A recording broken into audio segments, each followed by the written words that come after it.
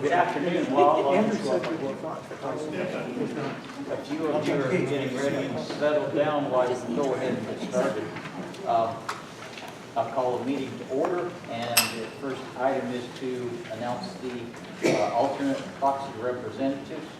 I have Dan Sheedy for James Matthews, Brian McCann for Chris Barrett, Prasanta Chakrabarty for Roger Lane, Macy Resili for Stuart Irvine, Carl Motzenbacher for Kristen Stair, Alicia Lathan for Kwame Adjournment, Cassandra Cheney for Sonia Wiley, and Kristen Healy for Kathy Williams. Are there any other alternates or proxies? Rachel Stevens for Catherine Henninger.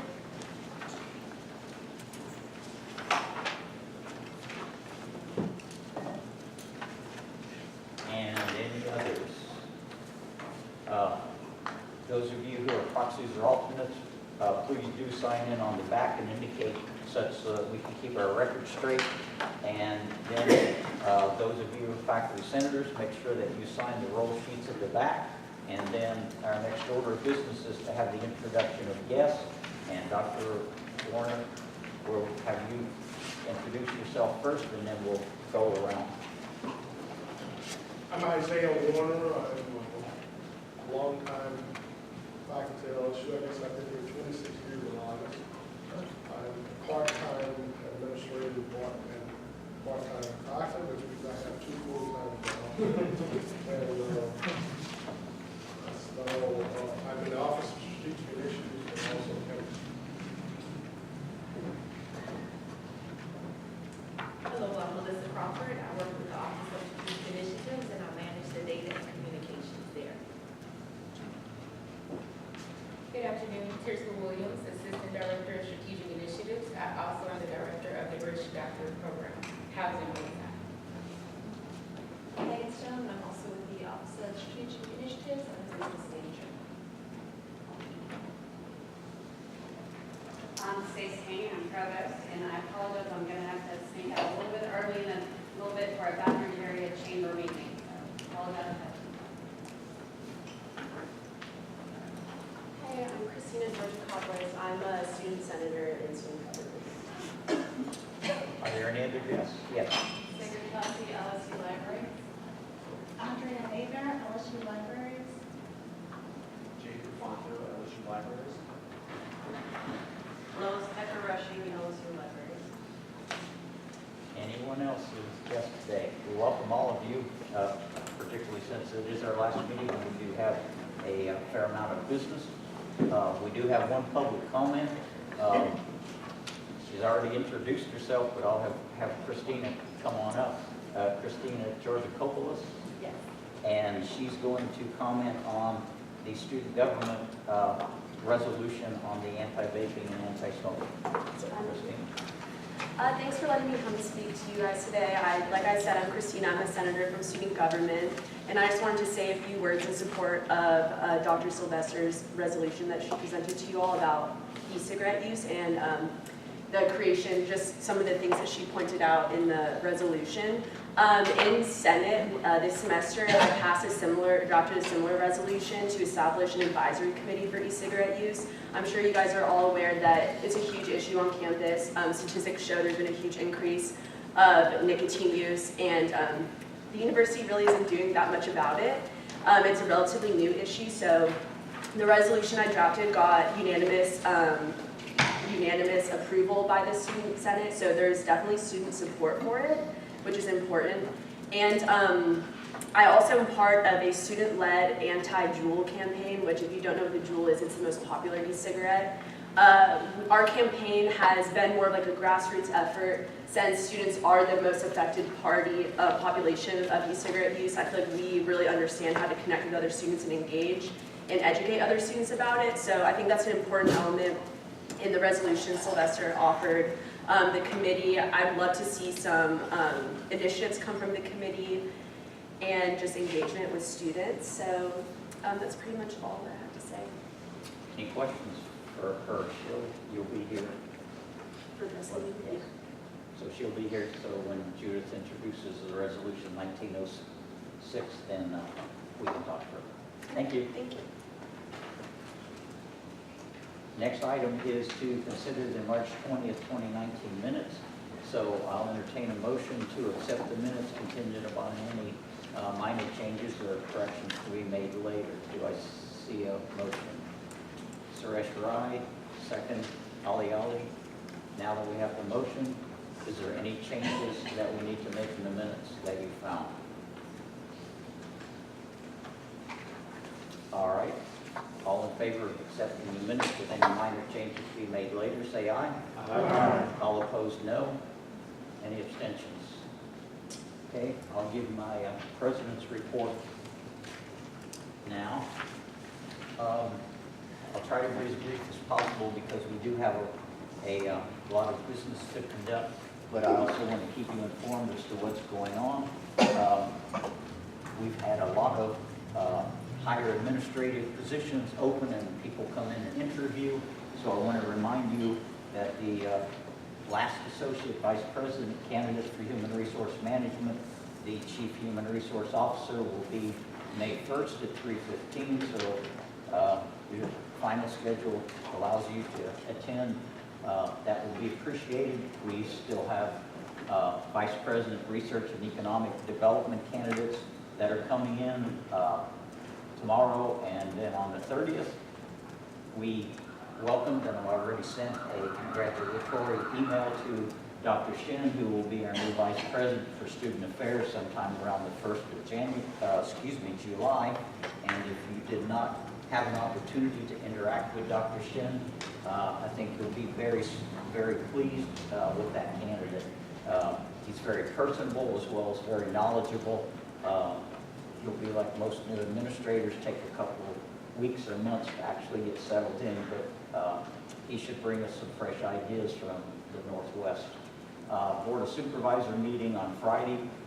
They haven't released the agenda yet, so I'm not able to tell you exactly what all the business items will be. 2 items that I'm pretty sure will be on the agenda will be approval of the new athletic director, and the other one will be approval of the bonus for our gymnastics team coach, since they did so well in the national finals. College elections are ongoing. If you have not heard anything in your college about elections for replacement senators, please see me after the meeting or zip me a note, because I've been reassured that things are ongoing in most colleges. So if they stalled or hit a stopping point, I would like to know that so we can at least get the ball picked back up before everybody disperses for summer. On Saturday, the joint meeting of the Louisiana Faculty Senates and the Louisiana chapter of AAUP will meet in LSUA, and there are usually several people from LSU that go up to that meeting. So if you're interested in that, it's a statewide meeting of all the faculty who are interested in faculty governance. We've received lots of ideas, and Brooks is almost always there. I think he's even on the program this Saturday. So in that regard, LSU shows its leadership in lots of different ways. We'll have elections in a few minutes. I want to remind you, the only reason for showing this slide, because you've got the biographies of all the different candidates in front of you, except for those that you might want to nominate from the floor. And it is our custom that you can nominate from the floor anybody for any of the offices, whether it's president, vice president, secretary, member at large, or any of the committees. Also, we will allow each candidate to give a 2 to 3 minute talk about their candidacy and anything else they want to convey to you that may or may not be in their biography. Our activities for the year, each of the committees has been requested to send us information about what they conducted this year, and we will get those posted on the Faculty Senate website as soon as those are received. Those are just a listing of all the committees. If I tried to even think about all the activities that each committee had done, we'd still be here this time next week. So I just want to thank the committees, members, and their chairs for all the work that they've done. Every one of the committees has been very active. You've seen resolutions come out of 3 or 4 of those committees. Obviously, courses and curricula meet on a very frequent basis to conduct the academic business of the university, as well as admission standards and honors. We've passed several important resolutions. We've got 3 today that will receive their second reading. Among the important ones, Student Bill of Rights and Responsibilities, because that will be heavily disseminated both to faculty and the students so that each side understands this is what students are supposed to do academically in the classroom, and here are the responsibilities of the faculty to help students achieve the success that we expect of them. And then establishment of legal defense fund. The benefits committee will be working on that over the summer and then in the fall. We've collaborated with both student government and staff senate, lactation policies. Dr. Alexander has been reminded that we do want to move forward on death of an LSU employee policy so that we do recognize when we lose one of our faculty staff, they receive the same recognition as the students do with their policy. And we've obviously been involved with all kinds of interviews with the different administrative candidates. Just because this is the last meeting of the year doesn't mean that we'll quit over the summer. So over the summer, the executive committee will be trying to finalize an academic freedom policy so that it will be ready for the Senate action next fall. Dr. Cassidy is reviving the PS 104-109 committee. That's our dismissal committee, so that we can integrate that with our PS 36T and the other policies that we have on annual evaluations, et cetera. And you're probably well aware that we don't follow some of the rules and regulations that we have in our Constitution and bylaws. One that comes to mind is we're supposed to have 9 meetings. With the changes in the academic calendar, it's almost impossible because nobody wants to meet during final week or the week after finals. And so in that regard, changing to 8 will allow us to not only function, but also be true to our rules that we have governing faculty senate. All kinds of volunteer activities. These are very important, and they're outside the purview of the regular faculty senate committees, because we've established a good relationship with ITS and with academic affairs. So we're looking for a few more faculty members to serve on the IT Governance Council, and that will become particularly important as we transition into different IT functions with our software that we use for both academics and research. Auxiliary Services Advisory Committee, that used to be the dining committee, and then they had another committee. They have combined those. So we're looking for individuals who are interested in advising auxiliary services on what activities they should perform for the university, not just in the union, but all the different functions that they have. Undergraduate Advising Task Force has become very obvious, and in fact, I wasn't going to talk about some of the meetings, but I just have to. I was in a student orientation meeting over in the University Administration Building this morning. Wow. If we achieve some of the things that we hope to achieve in the next 2 years, then we will truly be one of the top academic institutions in the U.S. Our students will be so successful that they'll want to give money back because of the prowess that they've achieved here at LSU, and that will be a fantastic thing in my mind, because then that speaks very well on the faculty. We already know we do a great job, but we don't really get recognized for it because sometimes our students don't really recognize what they have until they're way out, and until the last couple of years we haven't really enticed them to say, well, this is what contribution we gave to your life. Now it's time to give back so that future generations have. So the Undergraduate Advising Task Force is going to work very closely then with not only enrollment management, but also the other aspects of academic affairs so that we have a seamless process in helping students to achieve the success that they have. Website accessibility exceptions. Those of you who've worked on your website and try to make it accessible know that there are just some websites that just are not going to fit with the guidelines that we have. And so in that regard, we want faculty representatives to serve on the exceptions committee so that one, administration understands, yes, a faculty member is trying, but they're just not quite there yet. We want to be able to, again, have the shared governance aspect. Last but not least, the Honors College Advisory Committee. We're finding that lots of students come into the Honors College and then after a year or so, they decide either it's not for them or that it's too rigorous. And so, again, we're going to help the Dean of the Honors College to look at that situation. So I'm looking for volunteers for that. Last but not least, my last meeting, serving as your president, I've appreciated every one of you showing up, not being hesitant to call me out when I needed calling out, not being hesitant to help when you needed to help.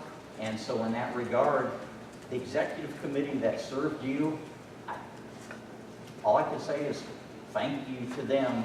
The words are not enough for me to express how much they have served you and the rest of campus this year.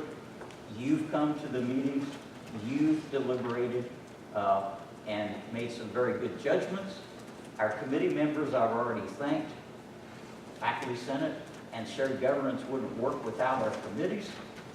We have a very good relationship with administration and staff. I won't say it's the best we've ever had, but it's pretty close, I would think, because I attend about 18 to 20 meetings a month with different and sundry administrators, staff, and those type things. So they're well aware of the contributions that faculty members can make, and in that regard, we obviously want to continue that because we're the ones who make the university go. Last but not least, it is staff week. Susanna, stand up. I would like for you to give her a round of applause.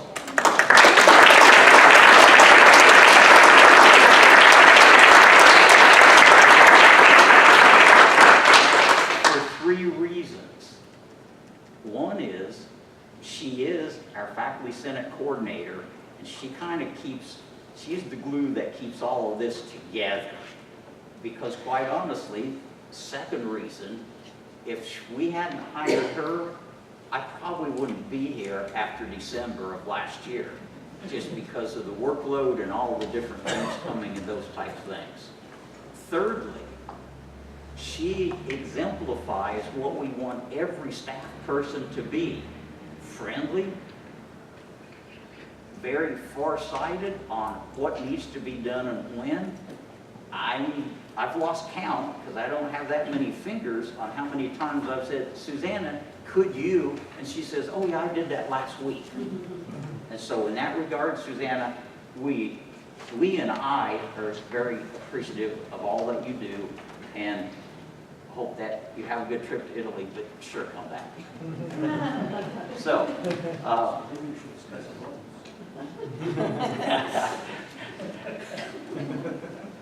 you can always make a donation, Bobby. So with that, I'll close my report and address any questions that you might have or provide any other information that you might need. All right, then we're very honored and pleased to have Dr. Isaiah Warner to talk to us on strategic initiatives. He is our Vice President for Strategic Initiatives, and it has been a couple years since he did address us.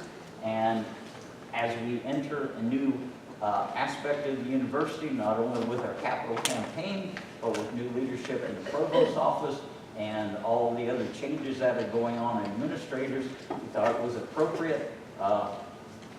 So Dr. Warner, we're just going to turn it over to you. I'm not even going to try and read all the accolades, but when you're known throughout the U.S. as Mr. Chemistry, what more can one say? So Dr. Werner, we're very glad to have you. Thank you. Thank you. So I'll move to vote. Yes. Okay. Thank you so much. I'm pleased to be here to talk to you. To give a little bit of history on the Office of Strategic Initiatives. Well, I'll wait and do that as we go along on the slide. But as I indicated, it's a part-time administrative position for me. We have a number of efforts that we focus on for student success, and they're based around three different premises. One is that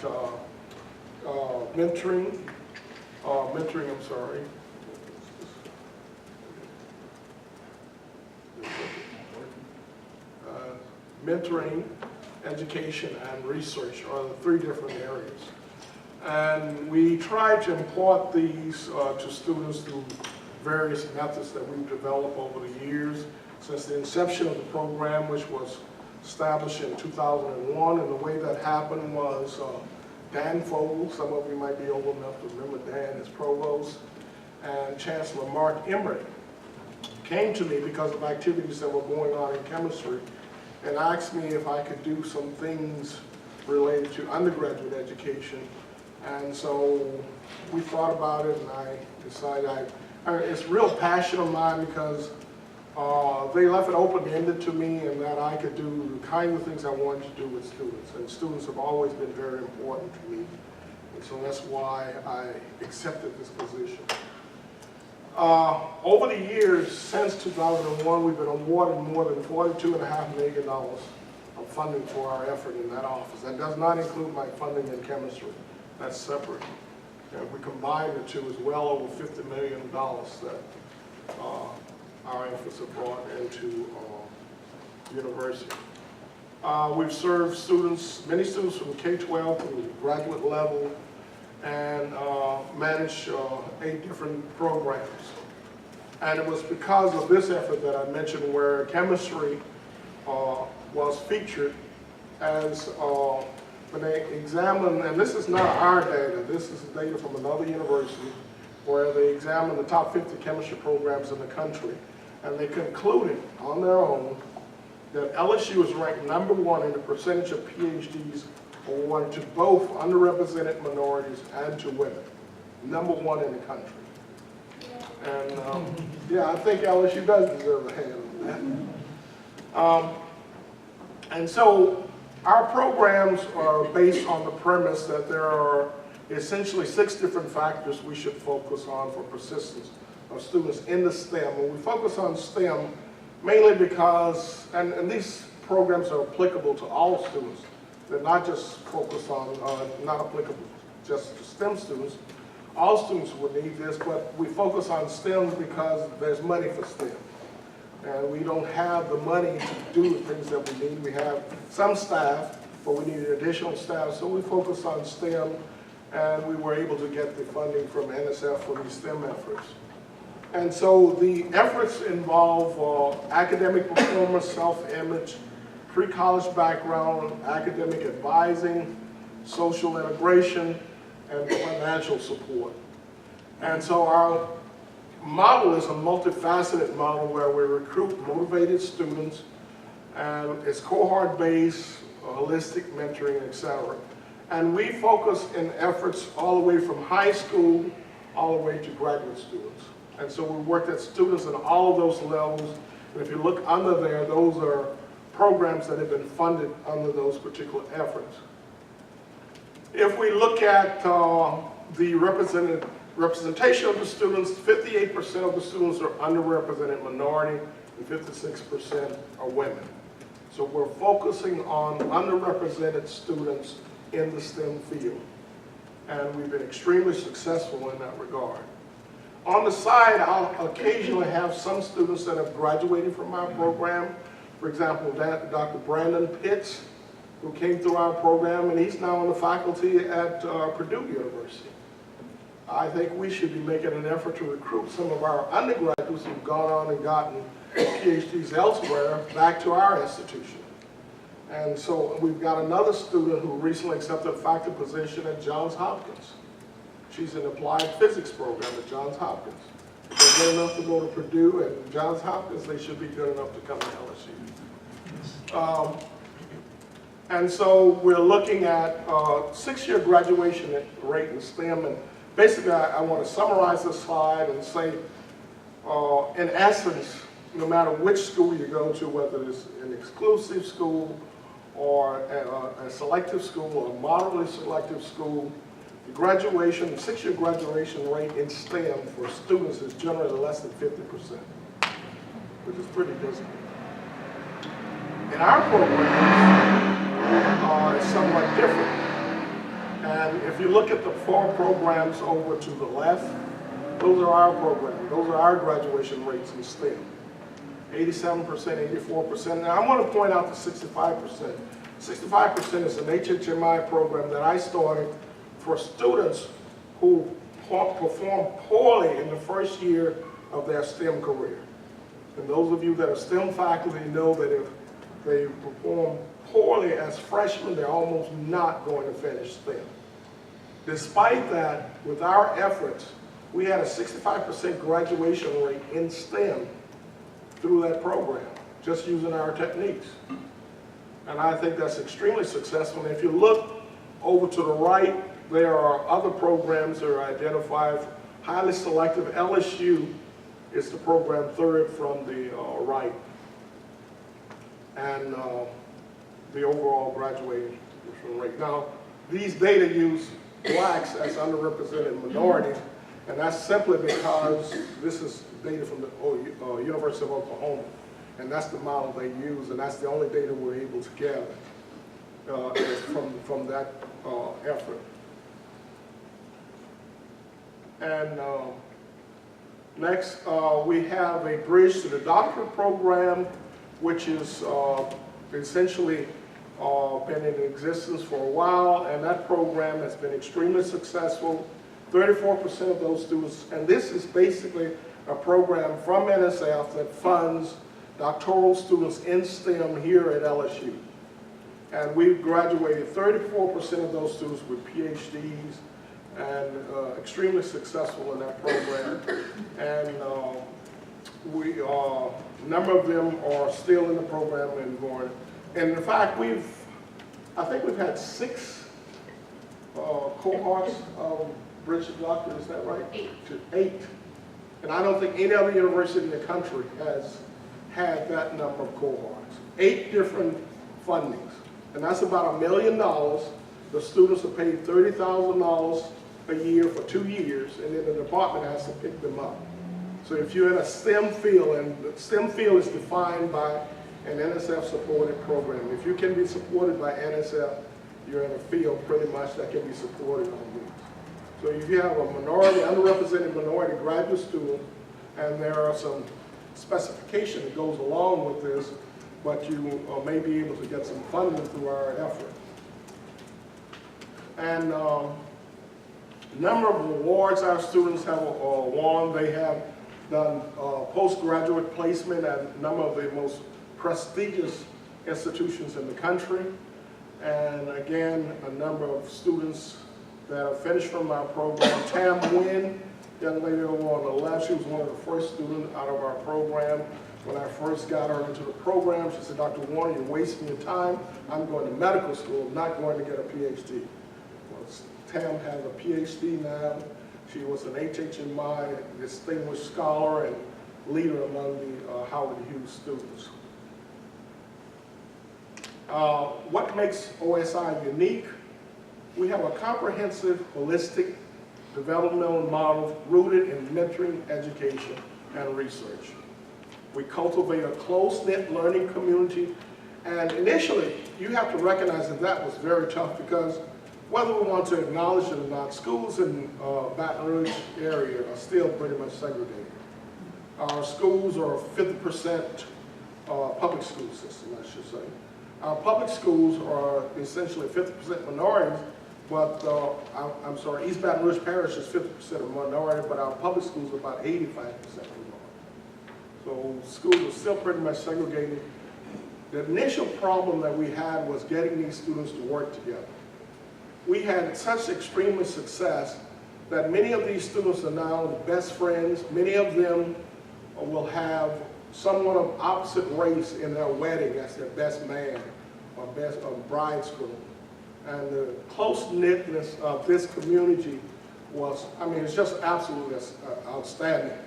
Because the first day we meet, the first thing we notice is that there are whites on one side of the room and blacks on the other side of the room.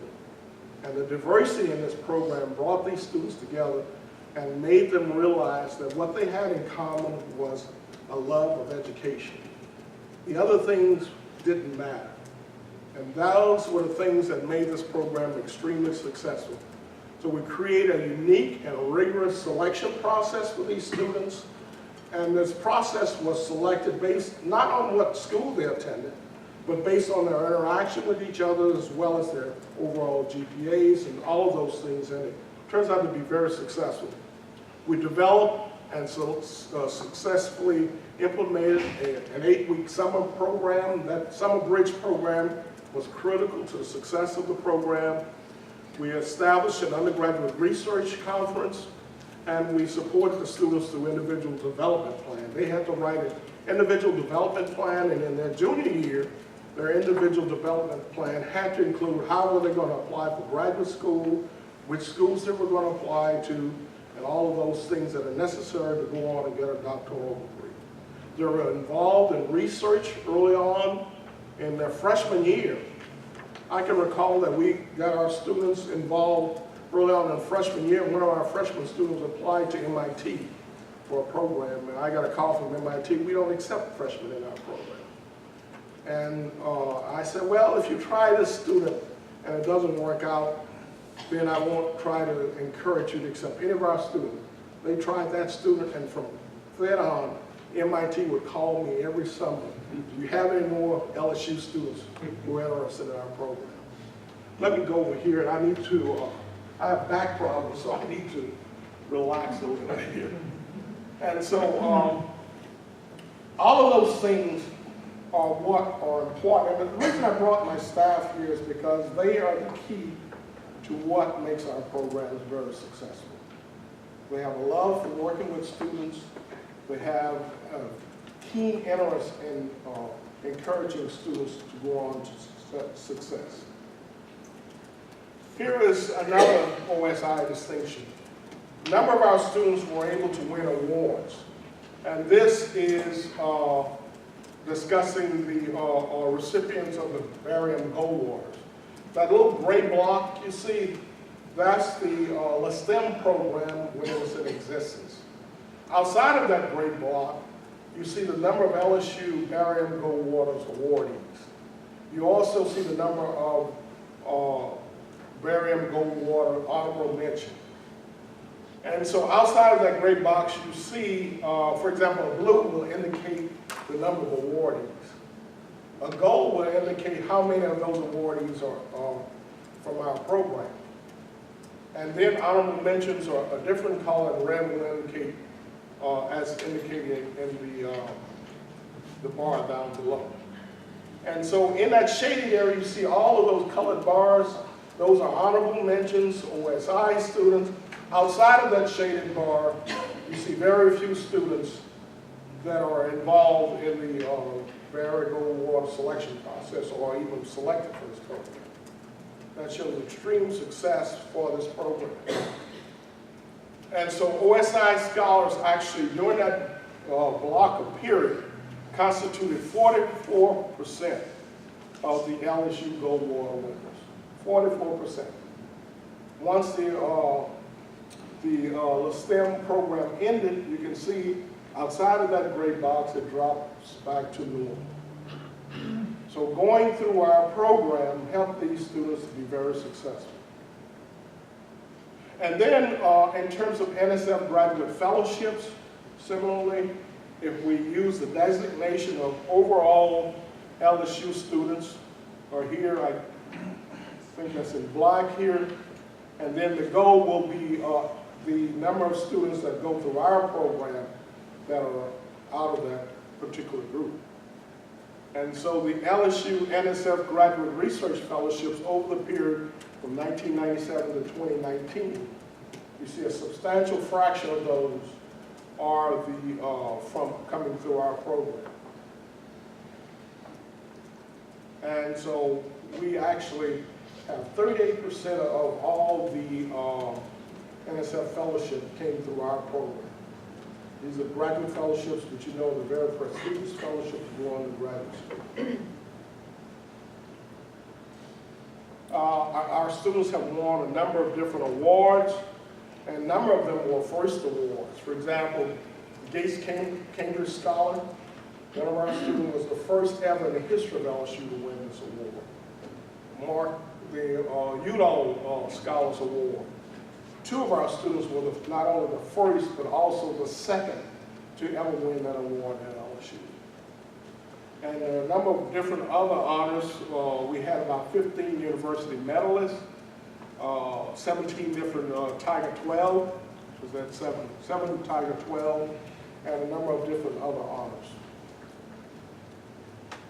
We also, and this is mostly my effort as a single faculty member, I nominate students for awards. Melissa Crawford helps me to write these nomination letters. In fact, you can always tell a letter that's been written by Melissa because it's really an outstanding letter that describes the particular students. I tend to write the faculty letters myself.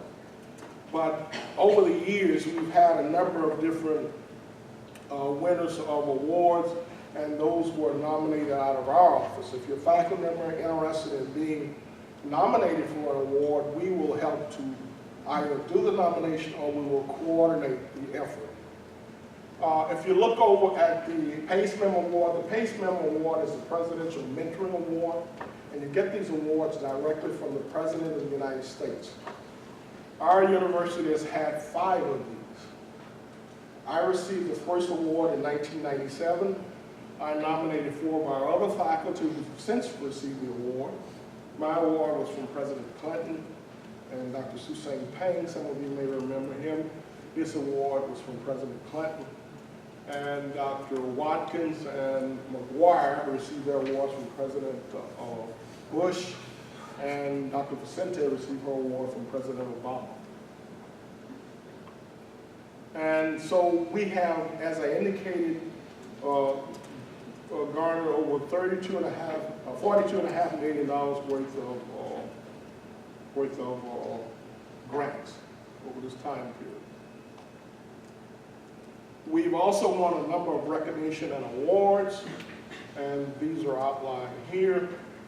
The Inspiring Programs in STEM Award, the Organizational Presidential Award for Excellence in Science, and we've been featured in a number of different magazines, broadening participation in STEM.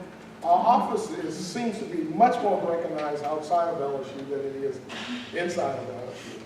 Despite the fact that we're doing all of these things for LSU, we've gotten all of this recognition outside of LSU. We're often called to give talks. I just came yesterday from Alcorn University, and that's another reason my back is probably killing me. I drove last night, didn't get home until after 9 o'clock, but driving all day because we left late Sunday and came back last night. And so we're called all over the country to give awards. Luckily, Alcorn was close enough that I could drive. And so what's in OSI's future? We are supporting the university's strategic plan, the Ellis Lamp Bridge to Doctor, Ellis Lamp Bridge to Doctor program, broad dissemination of best practice. We'll continue to write grant proposals, implement OSI's newly funded Lewis Stokes Center, and that center will focus on generating underrepresented minorities who will go on to the professoriate. And so what we're going to do is work with universities here in the Southeast, and we will establish a program similar to the STEM at all of these different institutions. And then they will generate students who will ultimately go on to get doctoral degrees, which will create a pool of underrepresented minorities from which universities can then attract underrepresented minority faculty to their particular institution. And so that's the Ellis model center. And so, again, what's in our future, we have this PUC models, goals, we have a number of different objectives, and just want to acknowledge the funding here from the various agencies that are funding our program. I'd be glad to answer any questions you might have. As you said, you're well-known better outside university than you're here. Yes. So my question is very, I guess, preliminary. Who are your undergraduates? Do you recruit them? Do they apply this program? Well, it depends on the program, but for the STEM program, we actually recruited those undergraduates. And I mentioned this outstanding selection, Melissa, why don't you explain our selection process? So for Yeah. that particular program, the students had to be nominated by a school official. So largely they were high school students, but we did have some students who were LSU freshmen who applied for the program. And then after they're nominated, they complete an online application that consisted of like 5 short answer questions and a personal statement, 3 letters of recommendation, transcript, ACT scores, and so forth. And then from there, we reviewed those applications with the committee, and we narrowed that down to invite a select group of students to come to LSU for an interview. Those interviews were held in groups, so we had groups of student meetings with panels of faculty, administrators, and staff. And they also did group presentations during that process, and from there, we selected the candidates. So to give you an idea of the numbers, typically in any given year, we have anywhere from 400 to about 500 students be nominated, and about 150 to 200 actually complete applications. And then that number was narrowed down to about 40 who came for that interview process. And we would select 25 to 35 students depending on the number of spots that were available. So it's very selective, but that was the most effective way to find students who would fit for the program. And I also point out that we didn't necessarily select the best students on paper. So there are students with 4.0s and the perfect ACT scores, but our process and the interviews were set up in such a way that we were able to see the group dynamics and how they interacted. They rotated through 3 different panels with different groups of students, different groups of interviewees, and it was a chance for us to really get to know some of those students who had the passion, they had the desire, but maybe they were in a rural area, never got exposed to STEM, but they demonstrated, you know, that passion and the willingness to want to learn more. And so those students were often selected and did very well in our program. So it was a good way for us to get a mix of some of the best students and then some of the best students that were in schools that lacked resources, if that makes sense. So these are all, I guess they're all freshmen. So they have to apply before they go to the university. Correct. They Okay. applied And they're all senior. minorities, right? No, they're not all minority students, and they're not all Louisiana students. For that particular program that Dr. Warner is referring to, the STEM program, 44% were underrepresented minorities. So anybody can apply. Correct, as long as they met the requirements. What are so how about the graduate students? The graduate students are different. That's through and I'll let Tisha explain that program. But before we go on, the undergraduate program, they couldn't directly apply. They had to be nominated. And that's to give the program, they had to be nominated by their counselor, by their teacher, and that's to give the program some element of prestige.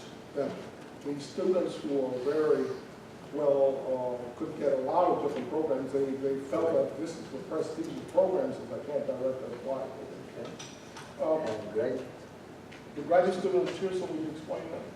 Yes, so the Bridge to Doctorate program is noted by Louis Stokes, which looks for typically historically underrepresented minorities, coming from a Louis Stokes Association for Minority Participation in Schools. So you had to go to LSM University for undergrad, participate in activities, and be an underrepresented minority to be allowed into the program. They have to come from what school? So the LSM program, we also have one here, which is the undergraduate program, like the Bridge to Doctorate program. So they had to come from a school that has a program. already at the undergraduate level to be put into the doctoral program? Typically, LSM programs are programs for Lewis Stokes Alliance for Minority Participation, and they're statewide programs. And many states have these programs, and then individual states, there'll be a lead program. For example, in this state, Southern is the lead program, and LSU has an LSM program. In order to be in the bridge to the doctor, you have to come from one of those programs. Thank you. Are there other questions for Dr. Warner or his staff? If not, thank you very much. We're very appreciative.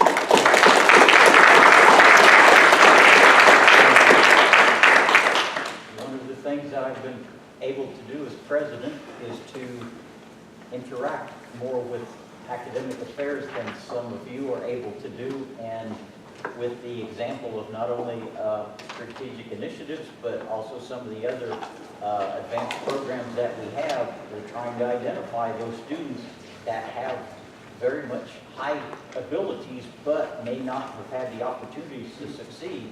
So I would say that we're trying to emulate everything that Strategic Initiatives is doing with their more specialized programs, but realistically we're trying to integrate not only the social, residential, and community aspects of students with the academics, because we know if a student doesn't feel like they fit, they're probably not going to stay here at LSU.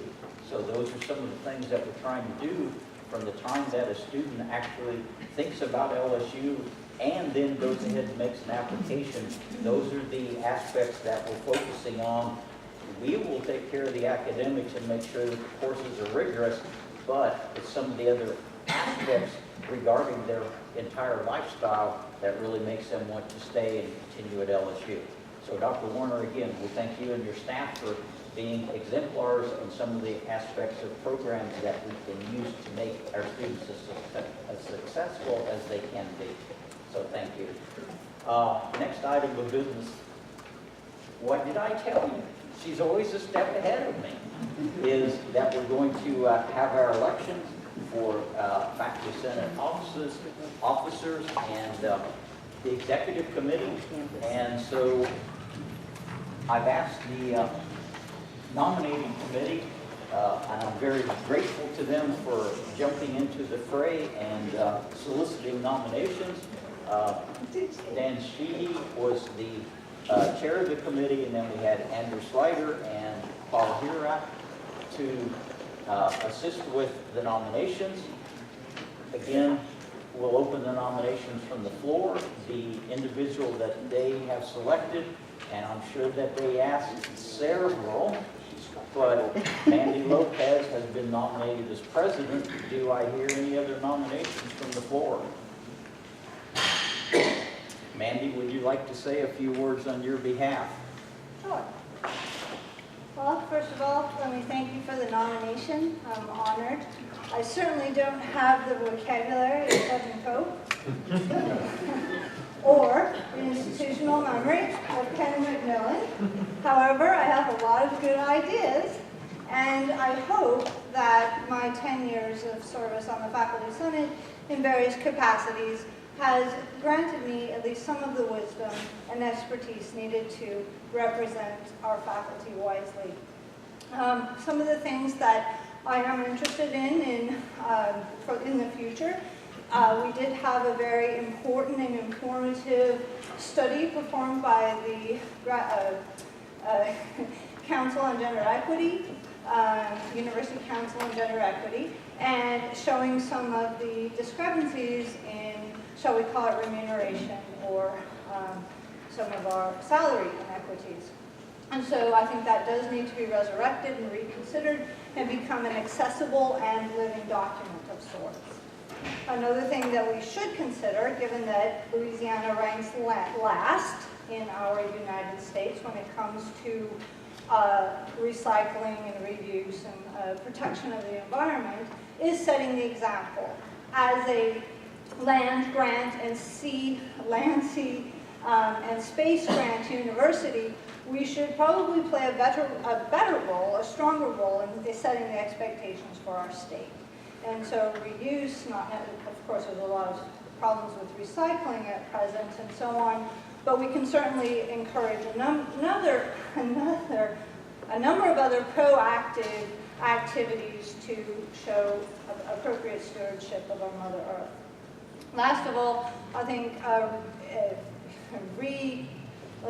jump-starting some of the faculty policy committees about in our colleges would be a good thing. Faculty governance is important, and I find that it's a very effective way of sharing governance and educating others about governance. I have some ideas about how to do that, and hopefully to bring those chairs of the faculty policy committees together periodically and to encourage their meetings with administration as well. So with that, again, thank you for the nomination. I'm humbled and I appreciate it very much, and I will do my best to represent the united voice of our LSU faculty. Thanks.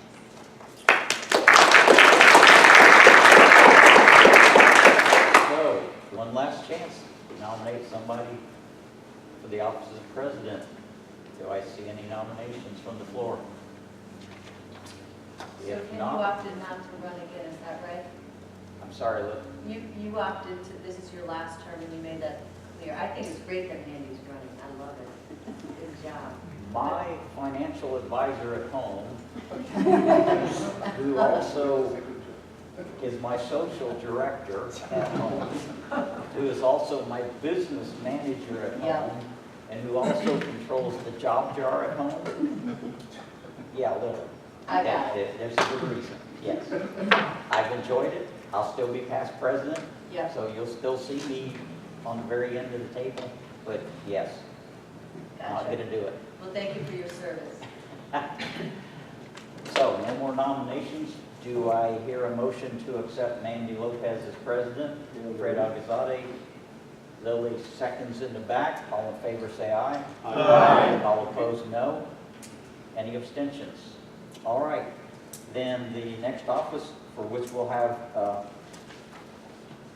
nominees, we have Joan King and Judith Sylvester. Joan has been our secretary. Can you, because can you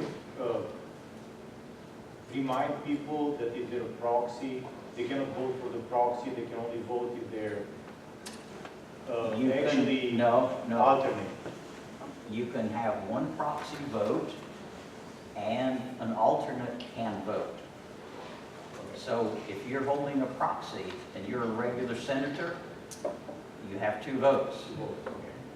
That, I appreciate you bringing that up, Doran. You can have 2 votes. If you're an alternate, then you only vote for the alternate position. An alternate is a faculty member from the same college as the senator who can't be here today. A proxy can either be from the same college or from a different college. But So You if you serve have as a proxy proxy, for do you raise senator. 2 hands, or how do you? no, we've got ballots. Oh, no, no. Yes. But only if it's your columns, So they don't introduce themselves, right? So for vice president, we have 2 candidates. Dr. King has been our secretary. Dr. Sylvester has been on the executive committee. Are there any nominations from the floor for the position of vice president? All right. Who wants to go first? Judith, you want to go first? All right. So you have the information from me, but I just wanted to emphasize a couple of things. I am a 24-year faculty member at the Manship School of Mass Communication, so I come from the social sciences part of the campus. I have spent a lot of time this year involved with the IT infrastructure. I've been on that committee, and all of the compliance issues and all of the IT problems that we have. I'm pretty well versed in that by now. And last spring, I also represented the Budget and Planning Advisory Committee in all of the conferences that Dan Mazzell and the outgoing provost had with all of the deans from all of the schools who were talking about what would happen to their departments if they lost 1% of their budget. So I got a pretty good overview of the issues that we have in really all the way across the campus. I am very interested in recruitment and retention of faculty, especially in terms of diversity and the things that we need to do there. I'm very interested in campus health and wellness. My tobacco stuff is part of that, but that's by no means all of it. I also care about just the general well-being of our campus. That would include insurance issues that we might have coming up. And certainly, as I've been here this long, I'm also very interested in retirement problems that we have. So I have also been a part of looking at the retirement systems and the problems that we have with that through the years. I'm very pleased that I was nominated, and so I thank the committee for that.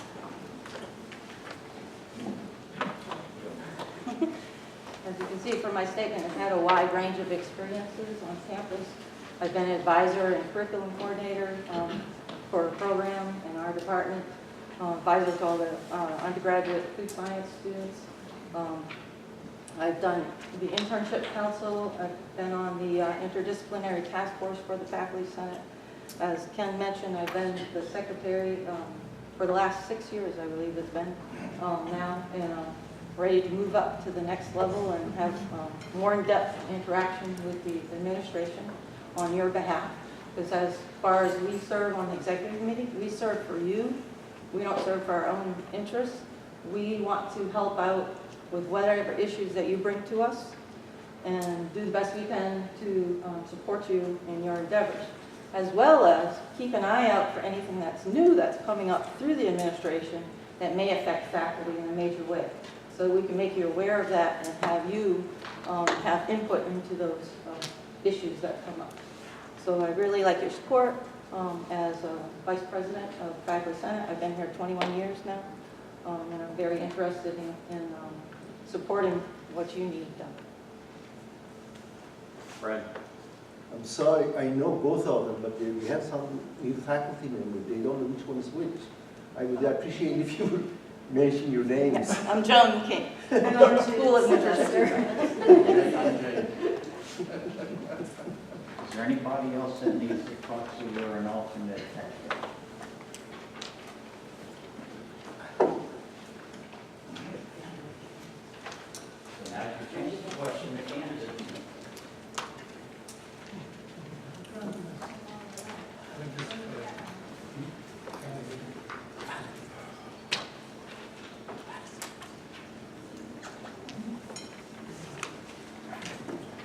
We're going to have our nominating committee to actually collect the ballots and count those.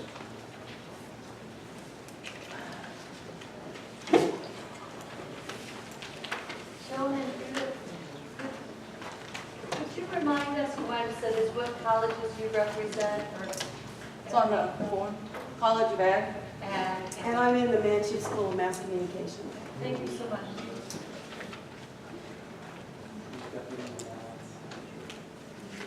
Oh, wait a minute.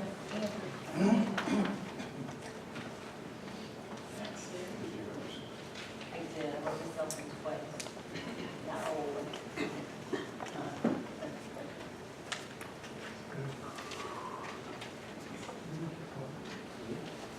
Press that on. Any more ballots? Yes, sir.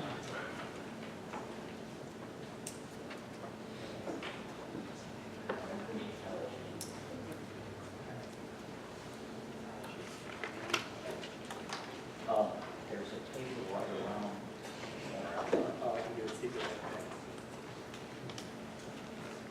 So while they're counting the ballots, the next office for which we need an election is for secretary.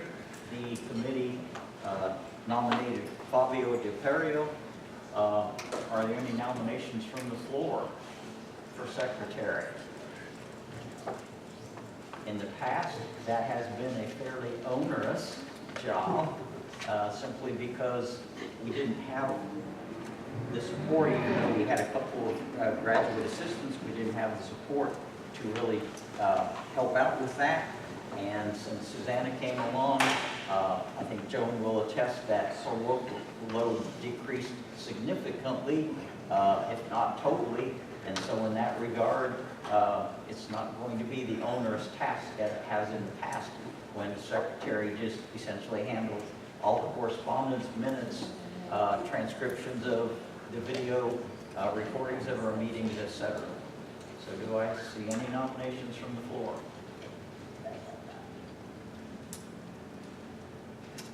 Here seeing no nominations, then I'll entertain a motion to accept Dr. Del Perio as our secretary. Randy, second Ali Ali. Any discussion?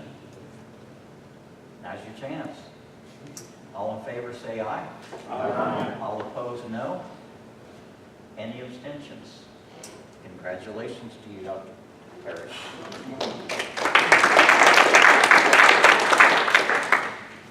We have to call you Secretary Fabio now? Yes. Professor. Fabio is fine. Okay, thanks, Fabio. Buddy also. The next election is for 2 members of the executive committee at large. And so you see that we have 4 nominees from the committee, Prasanta Chakrabarti, Julia Lede, James Matthews, and Sonia Wiley. We will just go in order. Prasanta, do you want to say anything in support of your nomination? I thought member at large meant that I'm at large and missing, but just kidding. So go ahead and stand up and give us your stump speech. I've been a program director at NSF. I'm secretary of Large Society outside of the university. Been at the university almost 11 years.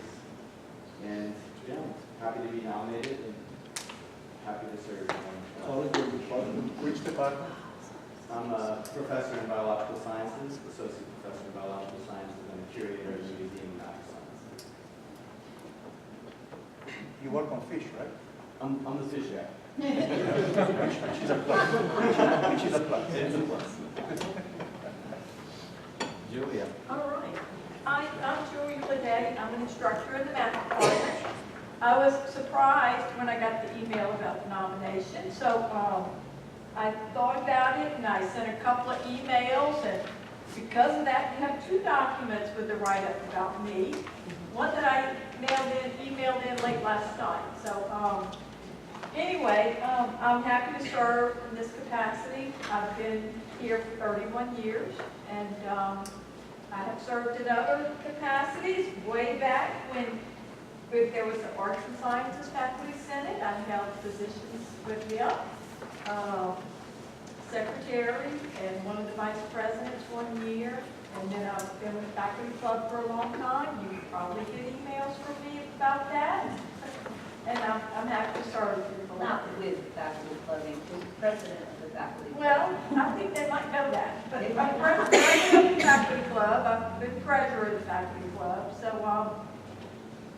So if you get emails from me, from faculty club, now you can put a face to the name. All right, thank you. I must apologize to Julia because we had a mix-up as far as her materials, so that's why there's the extra sheet. We actually went to the website, and if you've seen all the teaching awards that she's won, that we reconstructed, and then afterwards we received. So that's why they're 2 different, similar but different biographies for Julia. Jim was not able to come because he and Dan, I don't know whether they flipped a coin or whether they arm wrestled, but they had an emergency call department meeting, and so Dan is here, but he's going to talk on Jim's behalf because Jim is at their departmental meeting. So Dan, if you want to say a few words about Jim and his qualifications. Sure. So Jim Matthews is a colleague of mine, so we're having a faculty meeting now to vote on a job candidate. So he really wanted to go there, but maybe I'll just read his statement from his document that we have here. So he says, I consider the concept of faculty governance to be the most vital aspect of how major universities operate. Faculty Senate is key to ensuring this idea is maintained. I would bring some distinctive experiences to the executive committee. I arrived at LSU in 1997 as part of a joint faculty program with Southern University. I served in this capacity for 15 years, so I have a good perspective of how different higher education enterprises can cooperate. I served on the LSU Graduate Council for 10 years and enjoyed the many aspects of its work. I also perceived many misunderstandings between the council and the faculty senate. I found those to be needless and would like to help foster a more positive and productive relationship. My long service as graduate advisor in physics and astronomy has informed me of the needs of students and the importance of a warm relationship with the graduate school administration. I have generally enjoyed serving in capacities where I lack specific experience at the beginning. I have a long and gratifying history of advising our medical physics program, and I've served on a number of university review panels. So that's Jim's statement. The last candidate, Sonia, she emailed, unfortunately, she had a death in her family, and so she's in Arkansas, so I'll give you a few pieces of information about her, because I don't see Cassandra. Is Cassandra here? Serving as her proxy. Sonia is developing scholar professorship in the School of Business.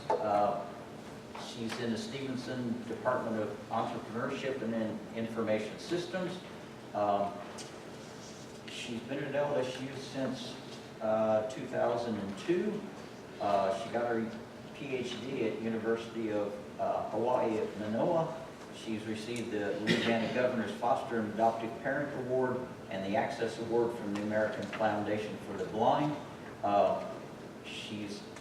Her research interests are organizational impacts of information technology, health analytics, technology acceptance, supplier diversity, and she teaches all different kinds of courses in the business school.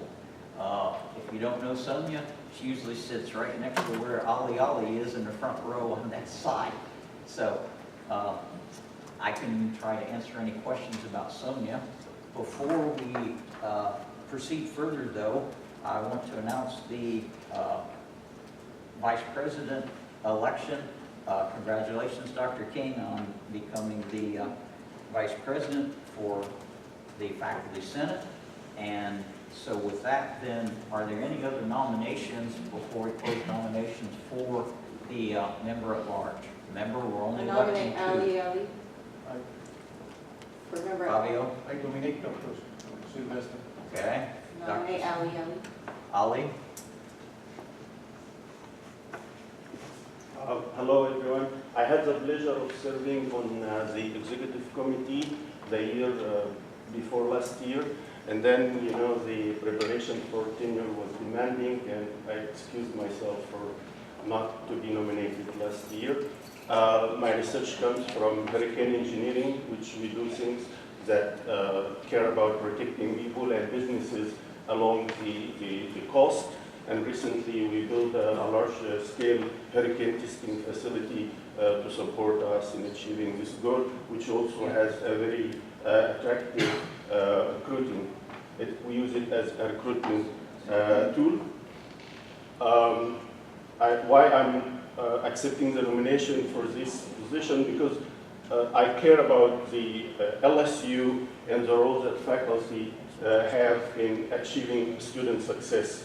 I believe that everyone needs the environment to achieve this in terms of teaching and research.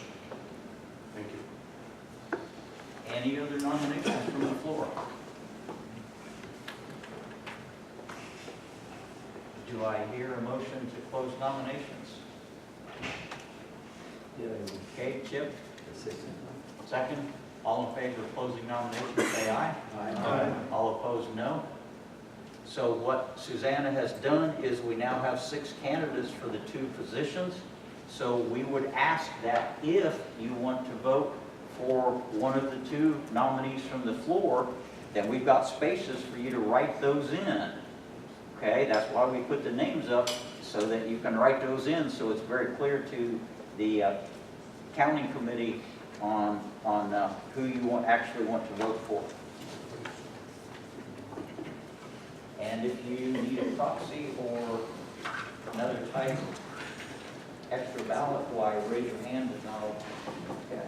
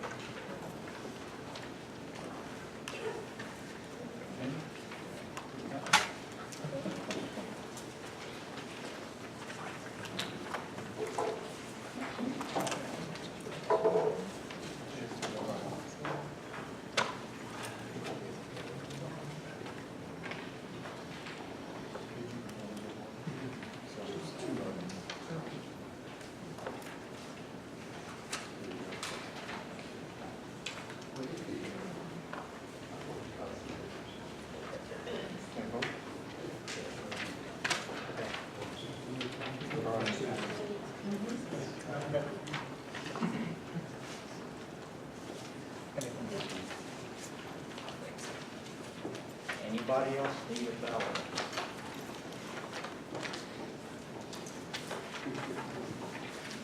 No.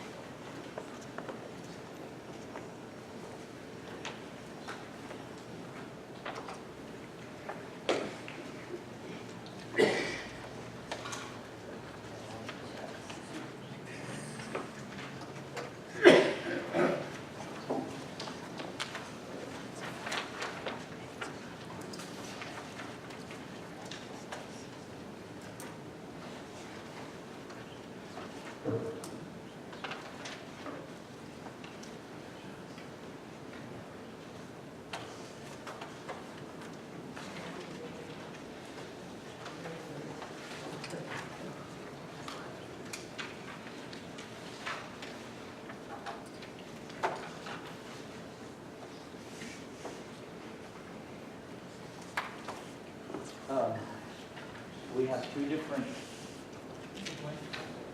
Wait, what's that?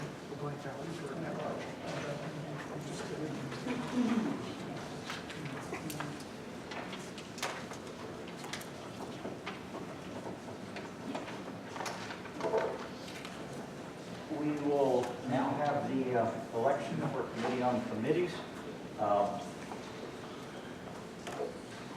We vote for two on committee on committees, and I'm not sure that Jennifer, Griffin, Josh, Michael, or Randy, any of those are here. You've got the biographies in front of you on those. So that committee, their purpose is then to nominate and fill the rest of the committees. So all those committees, except for the Committee on Committees and the Budget Planning Advisory Committee, all of those are staffed by volunteers that are selected by the Committee on Committees. So that's how important that committee is.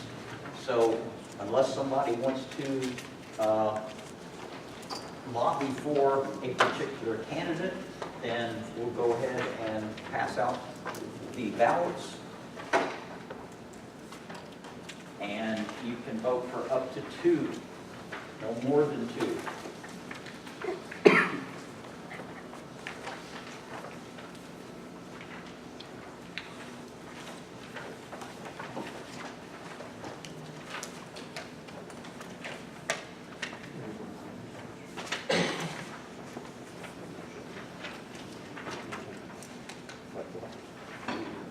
Oh, sure.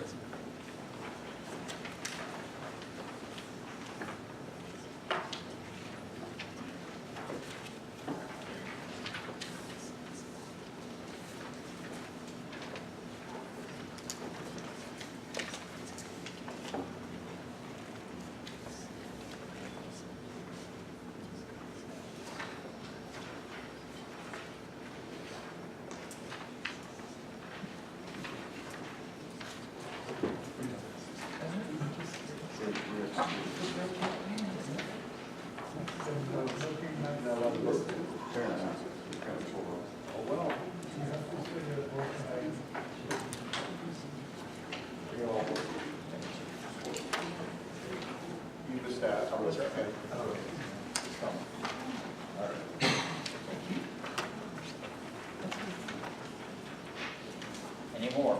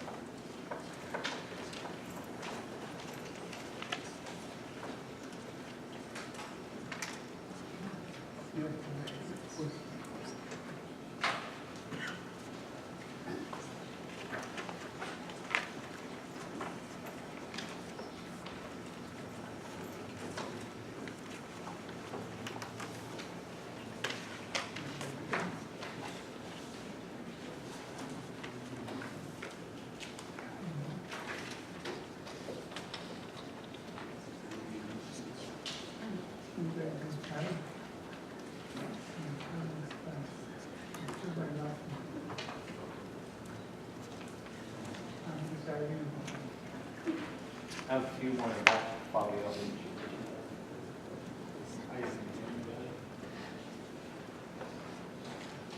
Any other ballots? Then we'll go ahead and have the election for Budget and Planning and Advisory Committee. Alex Garn from Human Sciences and Education, Tara Houston from Music and Dramatic Arts, Joey LaCoria from Business, Jackie Moffett from Business, Shay Bella Vick from Science, and Kevin Zhu from Coast and the Environment have been nominated. Are there any nominations from the floor? For this particular committee, since we had a number that will be held over for the Budget Planning Advisory Committee, then we're only electing one, and then the next highest vote getter will become the alternate to that committee. That committee has ebbed and flowed as far as activities. We're hoping that it becomes more active now that we don't have the severe budgetary limitations that we have, that will actually be able to participate in some of the strategic initiatives. That committee was somewhat inactive during all the budget cuts that we suffered during the last 12 years. And so in that regard, last year it was more active, and we're hoping that it will become even more active this year. So it is an important committee because faculty input obviously is important on helping to decide how we're going to fund the different initiatives. Question. Do you want us to put an A for the alternate? No. No. No. Highest number. Next. Highest number. Oh, and right, then- one and Yes. two? No, No, you don't. you No. vote for one. Okay, you're just going back. You vote for Okay. one. You only vote for one, and Okay. the second vote for. Or do you want to vote for two, and then it's up to y'all. Vote one and second. That makes sense. Vote for one. Yeah.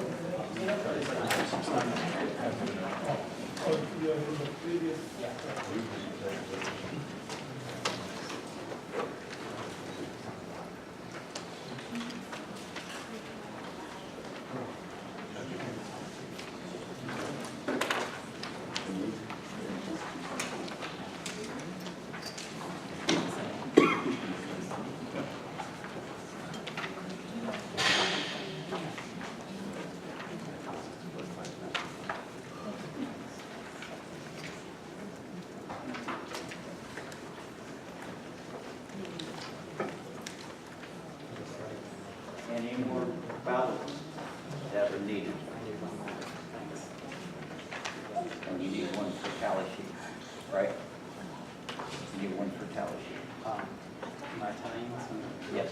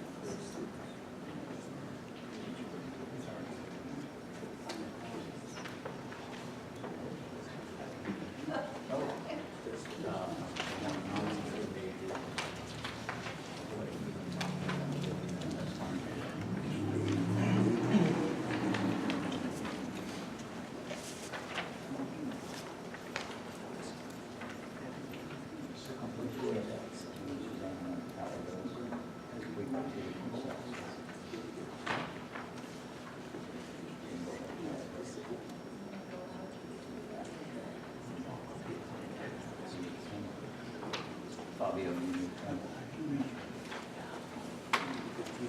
So I'm pleased to announce the two executive member at large that will join the executive committee in August are Prasanta Chakrabarty and Julia Lede. So congratulations to you.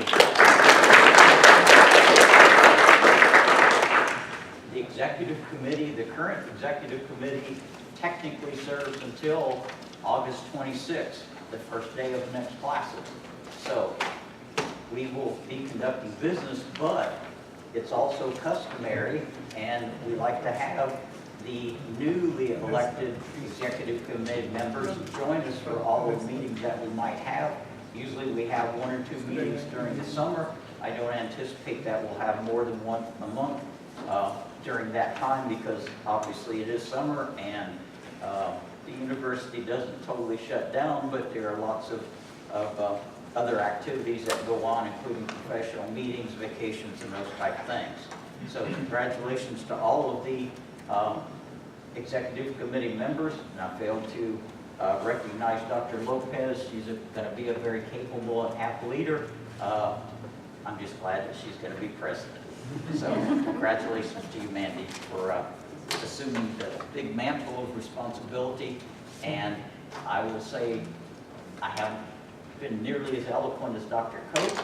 And speaking of Dr. Cope, he is still on workman's compensation until Saturday. And so he's chomping at the bit to get back into the saddle, so to speak, since I'm an animal scientist. So in that regard, he will probably be here off and on during the summer. We'll see him in full swing again during the fall. So those of you who have asked about him, he's tried to stay away from campus because he didn't want to endanger any of his workman's comp claims. LSU First is a good insurance plan, but you don't want to separate those kind of things when you're on workers' comp. So if you happen to have a fall, if you happen to have an injury on the job here at LSU, be diligent about keeping the I's dotted and the T's crossed. So we had a fall. Wait, what? Fell down and They're asking what happened to him. He Oh, fell down downstairs. Yes. in Allen Hall. Those of you who work in Allen Hall know how steep the stairs are. Yes.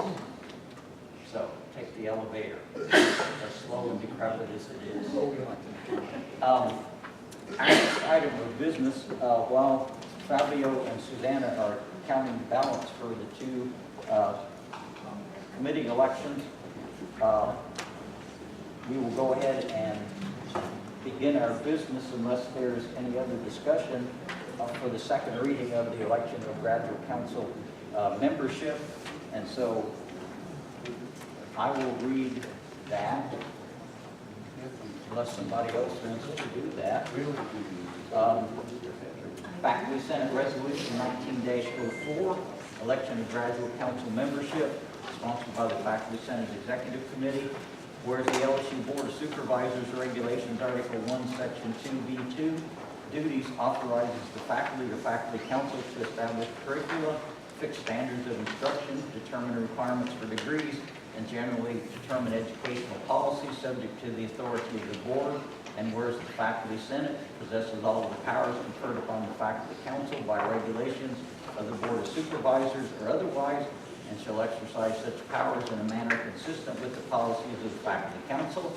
And whereas Faculty Senate standing committees, including admission standards and honors, budget planning advisory, courses and curriculum, general education, and library, have shared governance with the Office of Academic Affairs. And whereas Faculty Senate Resolution 10-03, replacing the current system of appointments with the new system of elections for members of the Graduate Council, noted that appointment of Graduate Council members is incompatible with the principles of shared governance, and recommended election of Graduate Council members was adopted on March 15, 2010. And whereas Faculty Senate Resolution 11-17, elections for members of the LSU Graduate Council, restated the need for election of Graduate Council members to advise the Graduate Dean, and was adopted on November 3rd, 2011. And whereas the graduate school and graduate dean have implemented requirements that do not necessarily further graduate education, as indicated in Faculty Senate Resolution 12-1, graduate faculty status, confidence in colleagues and their credentials on annual certification of graduate faculty status of each faculty member. And whereas recent deans and interim deans of the graduate school have indicated agreement with the election of graduate council members to be advisory to the dean, but have not taken any actions to implement this change. And whereas recent changes in graduate school policies were not voted upon by the graduate faculty, which is not aligned with shared governance principles, therefore be it resolved that the LSU Faculty Senate authorizes the Faculty Senate Executive Committee to immediately conduct elections from among the full graduate faculty members in the colleges of Coast and the Environment, Engineering, Human Sciences and Education, and Humanities and Social Sciences to fill the vacancies in the graduate council that will occur this year. And therefore be it further resolved that the LSU Faculty Senate will conduct elections for graduate council representatives each spring semester to fill vacancies in the respective graduate council or school member terms that expire each year. Because we've already voted to accept this resolution into discussion, I'll open the floor for any discussion in a minute, but I need to preface by saying that interim graduate school Dean Richardson has endorsed the concept of because he's used the graduate council in a much greater advisory capacity than some previous deans, one because of his interim status, but more importantly because that's the way he believes in faculty governance. And my visits with the provost have indicated that she will fully support the selection by each college of their graduate council dean, graduate council representative, if the graduate faculty do vote to do that. So because the graduate faculty is composed of many of the same but slightly different cadre of faculty than the Faculty Senate, she's more comfortable doing that. So Dr. Richardson and I have talked about two aspects. One is either calling a faculty meeting of the graduate faculty early next week, which is always difficult during final week, or having an online election since we know who each graduate faculty is and conducting the election process there so that then each of those colleges can proceed. So with that background, I'll entertain any discussion, questions, comments that you all want to make on the resolution.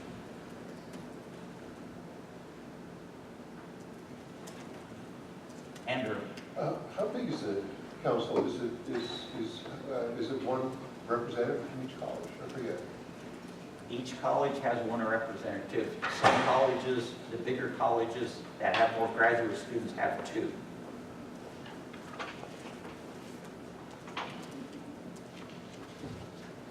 The graduate council is advisory to the dean, but they also have the ultimate advisory capacity, a subcommittee on promotion and tenure packets. They also determine graduate programs, advisory to the dean, and policy changes. So they are a pretty important aspect of the graduate program that we have here at LSU. Yes, Lily? You might have said this, so I apologize, but how do we keep track of term limits again? Is it on the website? Because I lose track. Is it second term, first? Graduate council members serve for a 5-year term. Oh, right, graduate council, okay. Yes, graduate council serves for 5 years.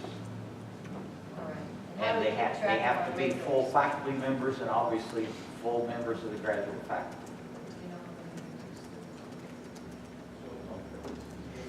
And so our anticipation, and that's why Dr. Lopez indicated one of her goals is to have the college policy committees more active. What has been the past procedure for having graduate council replacements when a college has their representative term expire is that the dean theoretically consults either the policy committee or the other governing faculty body in that college, and they agree on a representative. If there's an inactive policy committee, then the dean picks who he or she wants for that particular position. And so this will take this to a more elective procedure within each one of the colleges.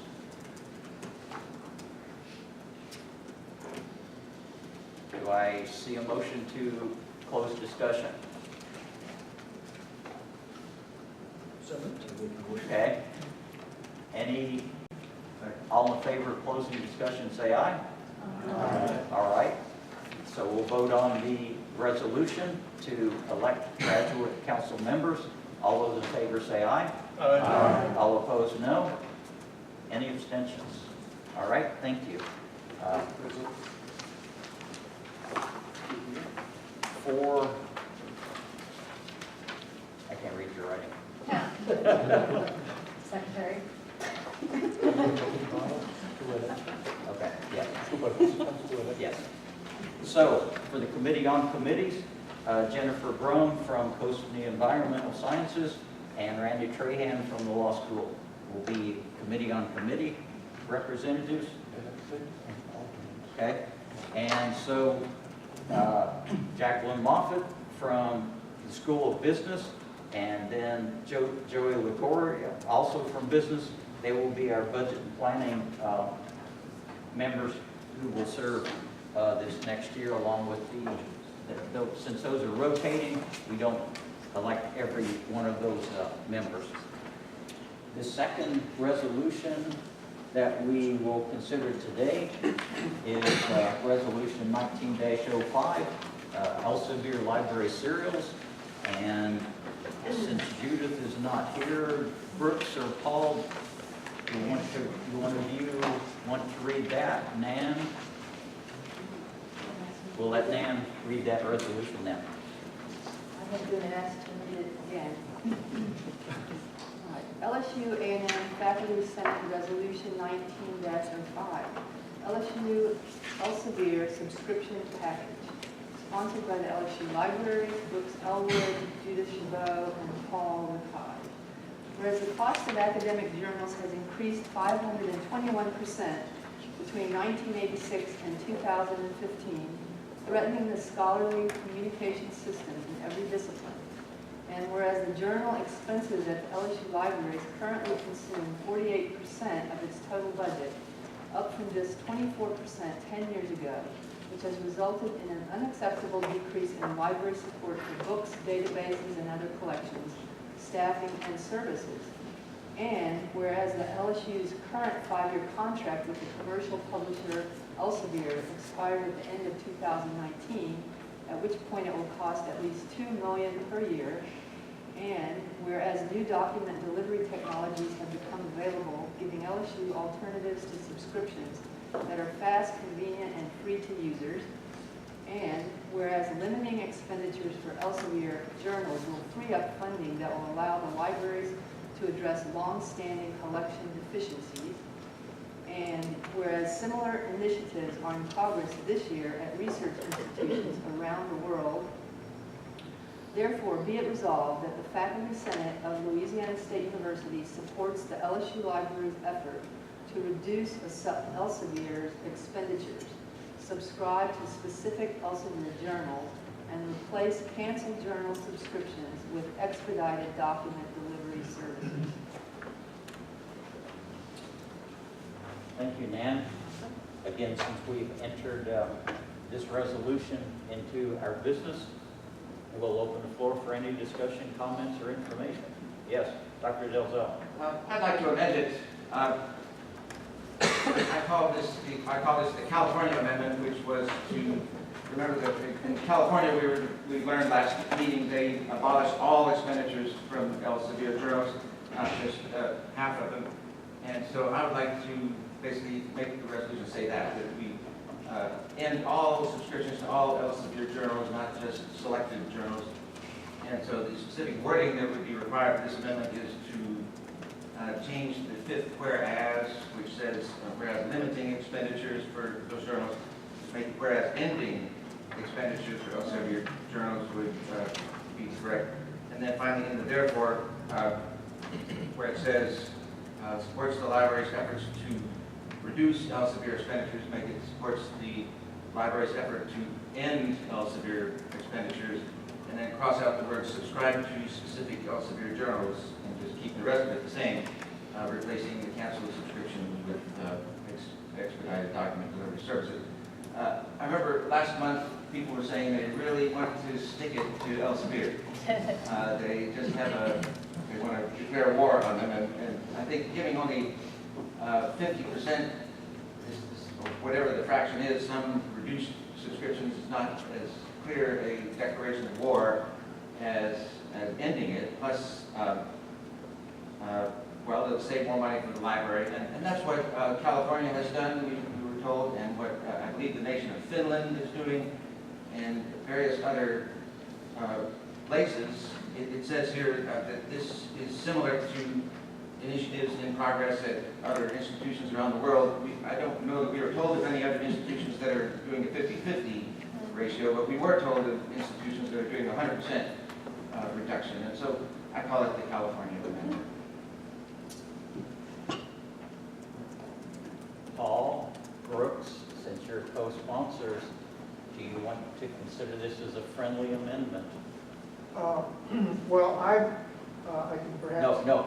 Oh, sorry. You have to tell me whether you want to consider it as a friendly amendment. That determines whether we have to vote on Chip's changes or not. I would say no. Then we'll vote on that as an amendment. Do I hear a motion or a second, since Chip has proposed these amendment changes? Do I see a second so we can discuss those changes? Second. All right, Julia has seconded. Now it's on the floor to discuss this amendment to end the expenditures for Elsevier journals. Yes. I also want to stick it to Elsevier, but I think it's we should go by the initial comments from the library group, just to be fair to others not in the room and the members of that committee that brought it over. Dan? Yeah, the purpose of this resolution is not to stick it to Elsevier, but to do what the library wants us to do. Yep. And the library dean asked us to word it this way. Brooks? I should point out, Chip, that I noticed a drop in the number of papers being published by Elsevier journals in the top journals in my field. And I noticed this over about a year, a little over, but not much more. Whereas in the past, the electronic version that you get that tells what's being published in Elsevier the numbers are pretty lengthy, but I've noticed that it's been shrinking.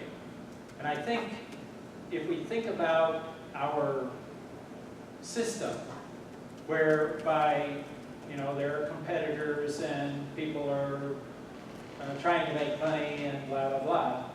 But if they've taken it too far, then people stop subscribing to their funding. They won't pay it anymore. Or they cut it like our library staff has recommended. The natural economic system is going to undercut Elsevier to the point where they're going to have to start reducing their subscription fees to libraries if they're going to continue to make a bundle of money. And so I think that what the library has suggested is a reasonable course, but to go draconianly to what the University of California system has done, I don't think we should go that far. Yes. So along the same line, this resolution doesn't have executive power, right? It's just something to support the university and the library services, right? We don't have, the faculty senate doesn't have contractual power. They cannot make a contract. You can support the library in their endeavor to reduce the cost.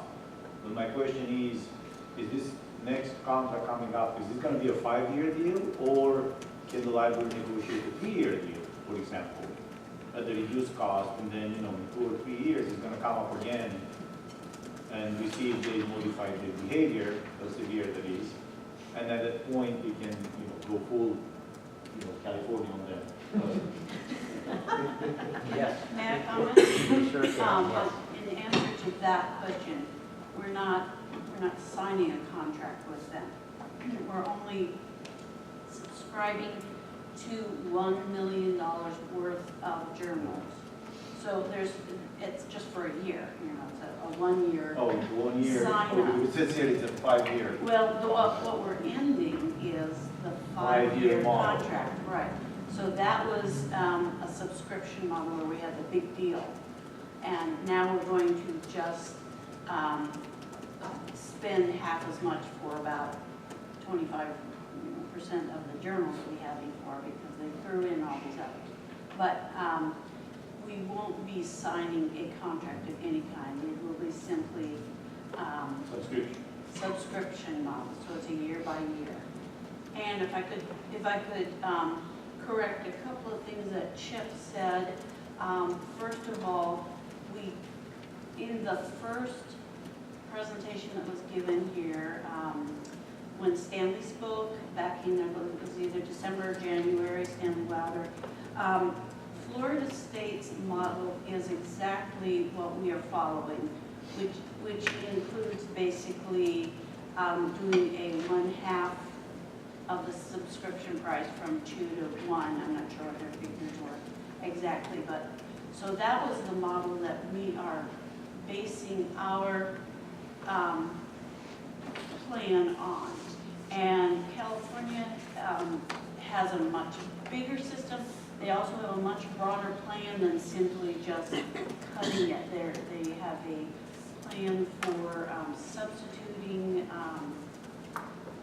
open access that we do not have the bandwidth to provide at this point, being a one university system as opposed to basically a full state institution. So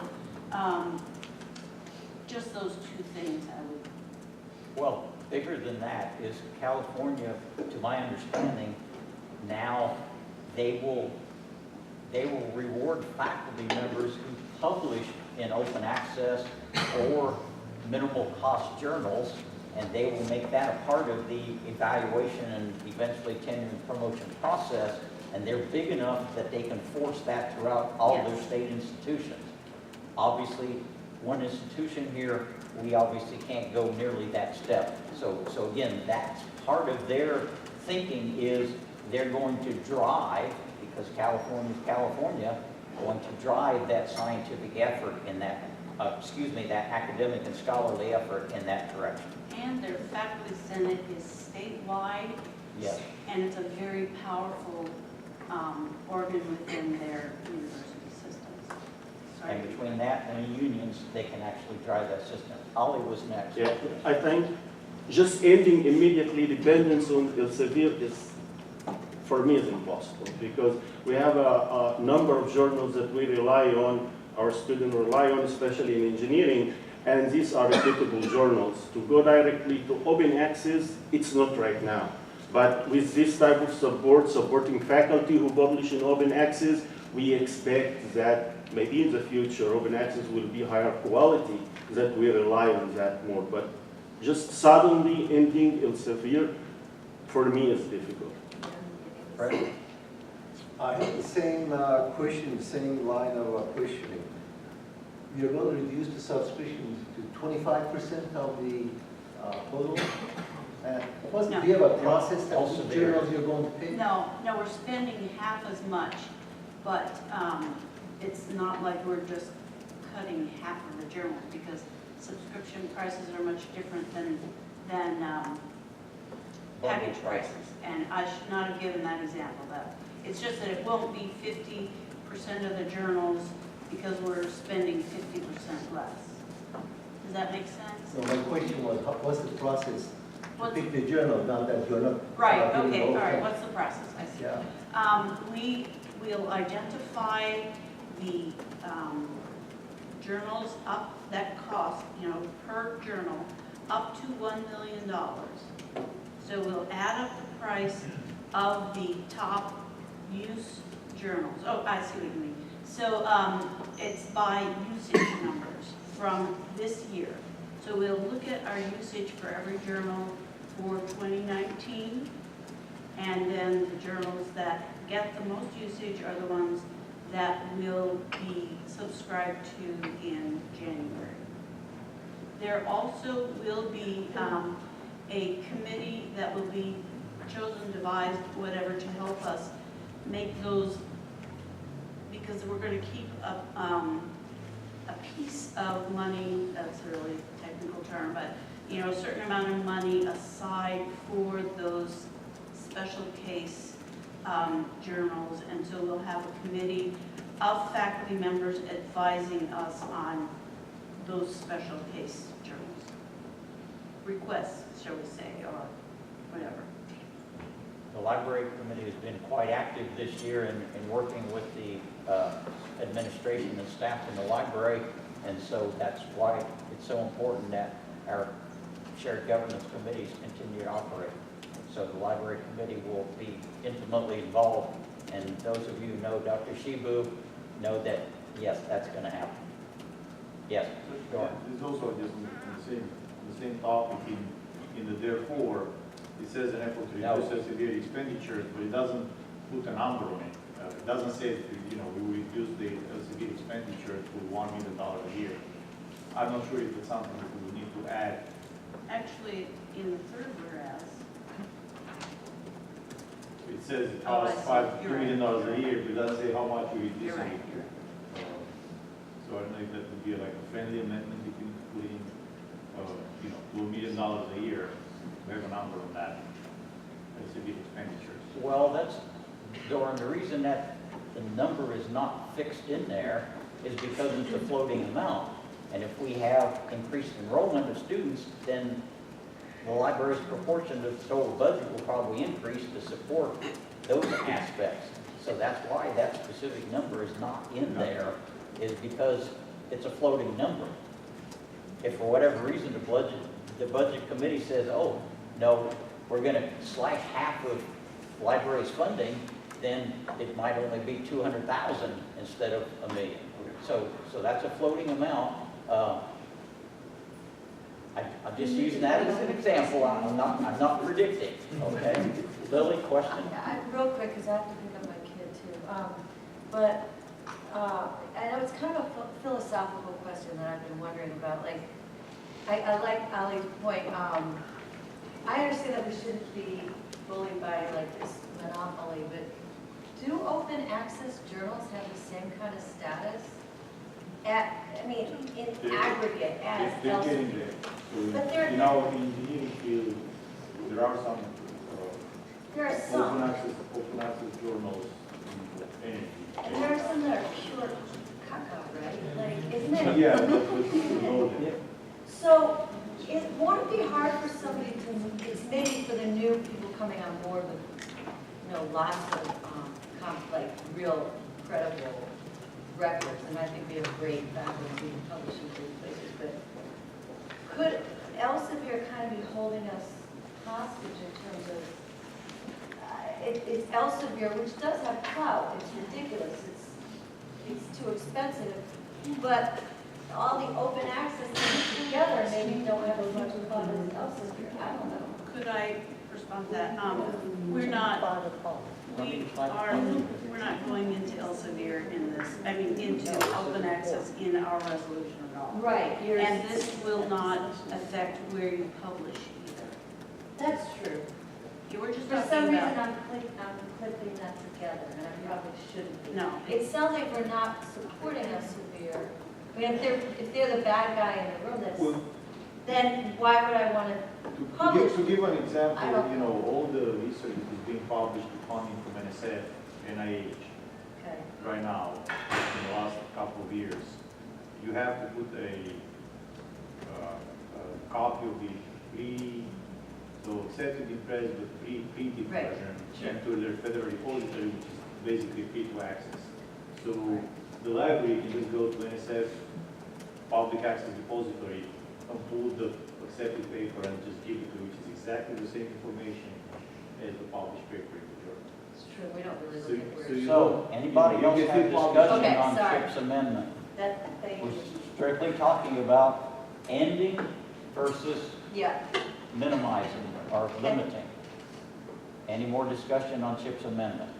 Yes, Brooks. There's another point that I explained that it looks like it's diminishing. That's going to impact Elsevier's bottom line, and ultimately, you don't want to kill off that company, but rather you want to see them reduce their prices and be reasonable. I know on this campus of faculty members who now will not submit papers to an Elsevier journal, period. And that, along with universities cutting these funds to them, is going to open their eyes, and they're going to say, we got to figure this out and get people back on board. And their impact factor is going to drop as top people start publishing elsewhere. So all of these things are going to have an impact on them. But by the same token, there are some journals that really are unique that we need to maintain, and rather than just cutting it off completely. Any more discussion on Chip's amendment? If not, all in favor of accepting his amendment, say aye. Aye. All opposed, say no. No. Any abstentions? The noes have it. Sorry, Chip. Amendment fails. Any discussion on the resolution? Yes, Mandy. I do want to raise a point that's come up in the executive committee discussions of this over the time, and many of us rely on the interlibrary loan service.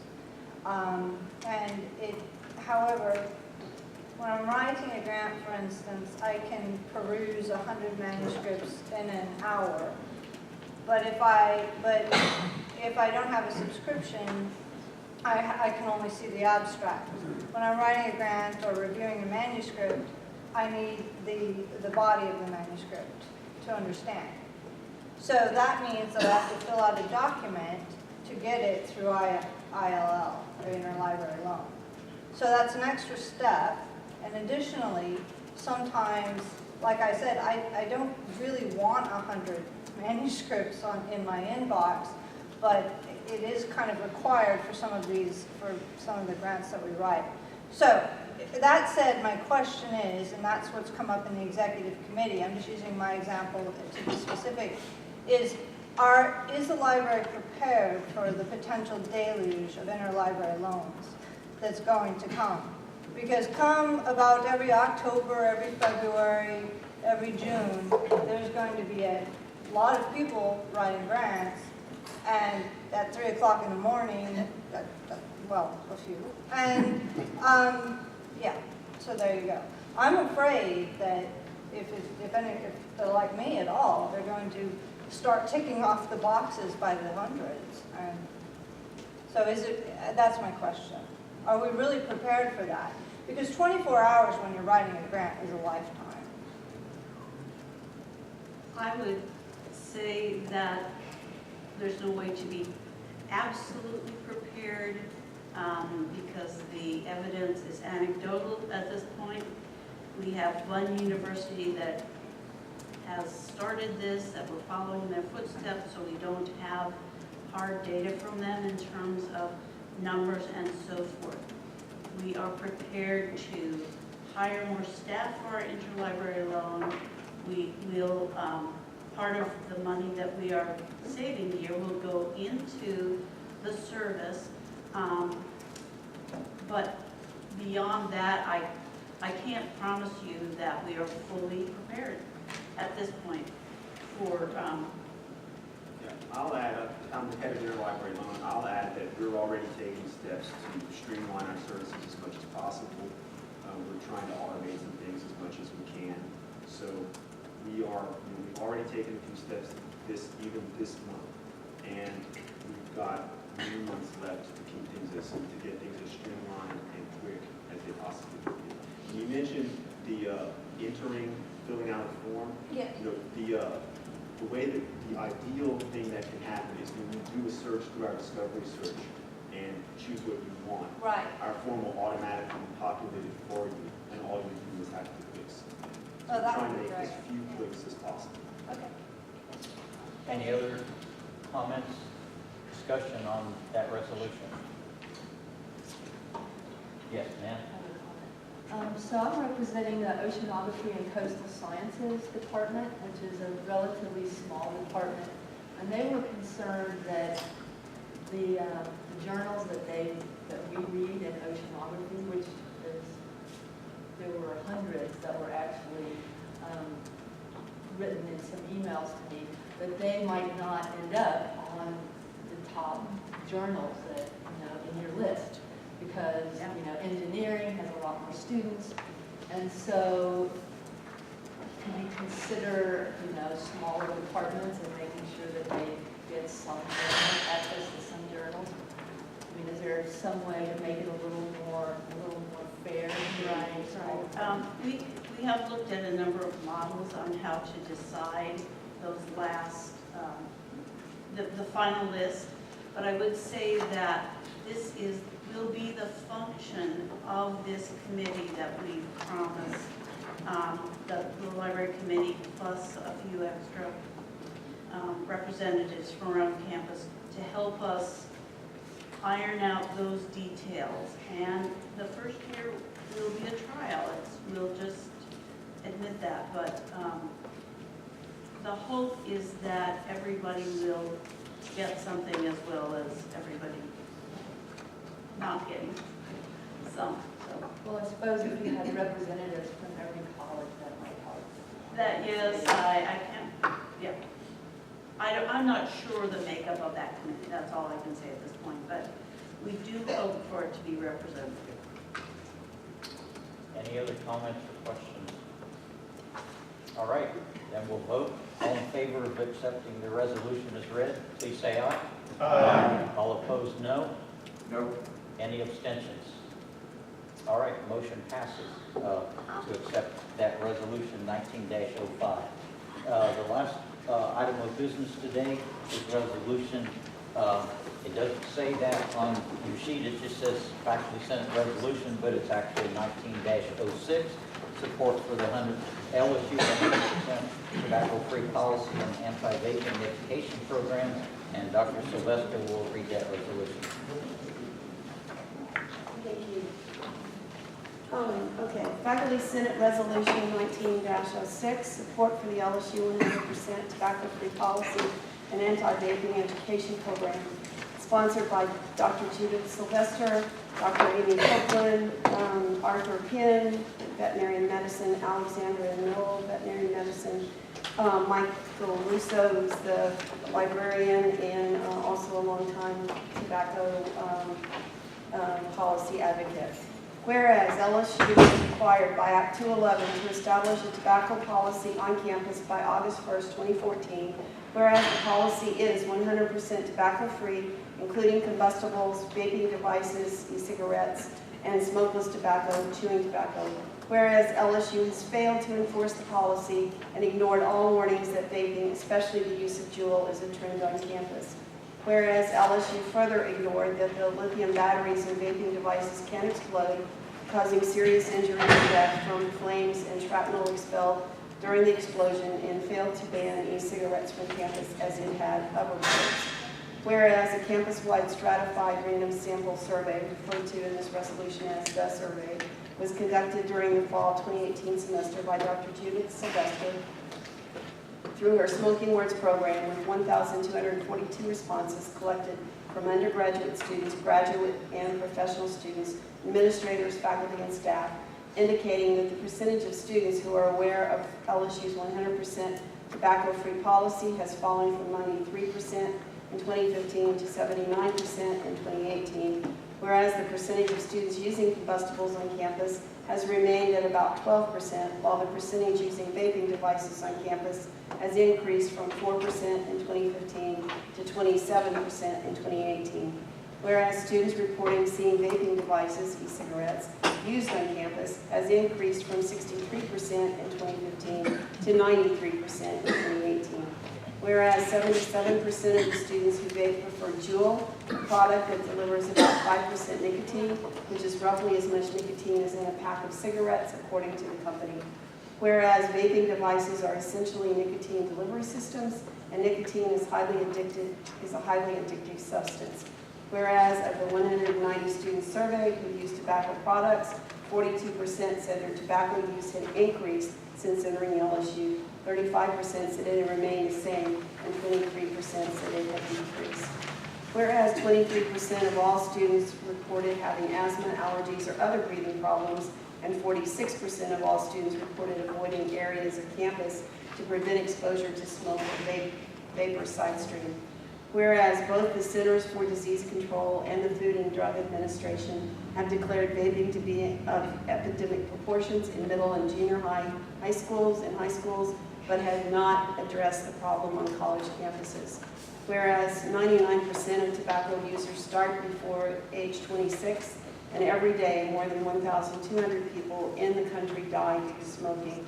Whereas FDA-sponsored research indicates that nicotine has negative effects on the brains of teenagers and adolescents, and that vapor from e-cigarettes contain chemicals that can be detrimental to both the user and secondhand to non-smokers or non-vapors.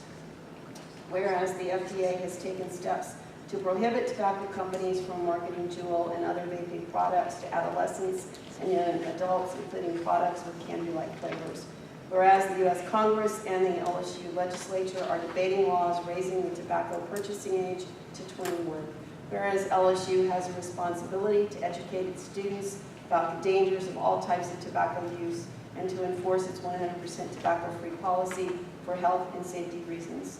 Whereas in an earlier survey, Dr. Sylvester conducted with college and university administrators who have established tobacco policies on their campuses indicated that while student support is necessary, public support from top administrators is critical to the success of the policy. Whereas student government recently passed a similar resolution and the staff senate is considering a similar resolution. Therefore, let it be resolved that LSU take the following steps immediately. 1, establish a permanent committee, including representatives from student health services, student life, the athletic department, student government, campus sustainability, LSU public affairs and strategic communication, veterinary medicine, and any other interested group or organization that will promote LSU's tobacco-free policy to students, faculty, staff, and campus visitors. 2, the committee will track trends in tobacco use, especially among students, to determine the best ways to promote and enforce the policy and to maintain adequate funding for educational initiatives and possible tobacco cessation programs for student, faculty, and staff. 3, the committee will further provide educational information regarding vaping and smoking research, FDA regulations of tobacco products, changes in Louisiana tobacco laws, up-to-date health information, and to create counter messages to tobacco company promotions. Such information should be delivered through signage, posters, handout materials, social media messages, and sponsorship of events such as the National Great American Smokeout in November and Kick Lights Day in March, or campus events that are promoted as tobacco-free. Establishing a peer-to-peer tobacco education program is recommended. Establish and promote a hotline on campus so that those with questions about the policy, who are seeking cessation information, or who are sensitive to secondhand smoke and vapor, are pregnant, or have other health concerns, can report infractions of the policy, such as vaping in classrooms and in congregation of smokers and vapors in spaces that pose a health risk to employees and students. Tobacco-related trash accumulation also should be reported. The appropriate campus personnel should then take action to rectify the situation. 5, request that faculty voluntarily include a notice in their syllabi that vaping in classrooms is prohibited by the LSU 100% tobacco-free policy. 6, require strong public administrative support for LSU's 100% tobacco-free policy that is maintained from year to year so that all incoming students and new faculty and staff are aware of the policy and any penalties attached to it, and so that visitors to campus are made aware that LSU is 100% tobacco-free. You had the same supporting information you had before, and there's also a copy of what the student government passed. Thank you. So, since we've already entered this into business, I'll entertain any discussion, questions, comments on the resolution. Ali? Yeah, I like number 5, requesting faculty to include notice in their syllabus, but I would eliminate voluntarily, like to make it stronger, and like this at least each semester in the beginning, they talk to students, pay attention, please. Yeah, To increase the awareness. actually, I changed that from the first time because somebody had said they didn't think we could require faculty to put it in their syllabi. So I just wanted to make it more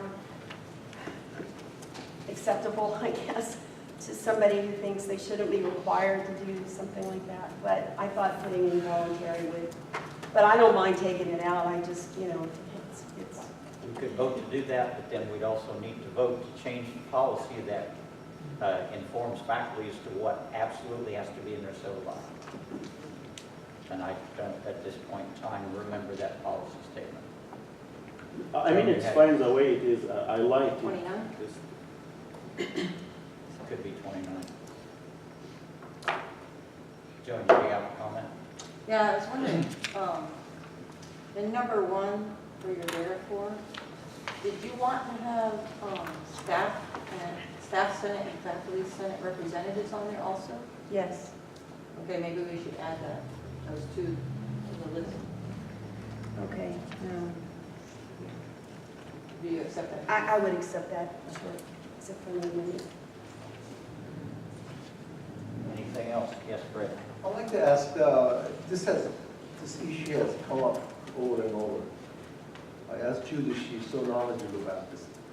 What do we do about enforcement? I mean, I see people smoking all the time. What do you do? Well, that is why I want the committee established, because we've got to deal with enforcement.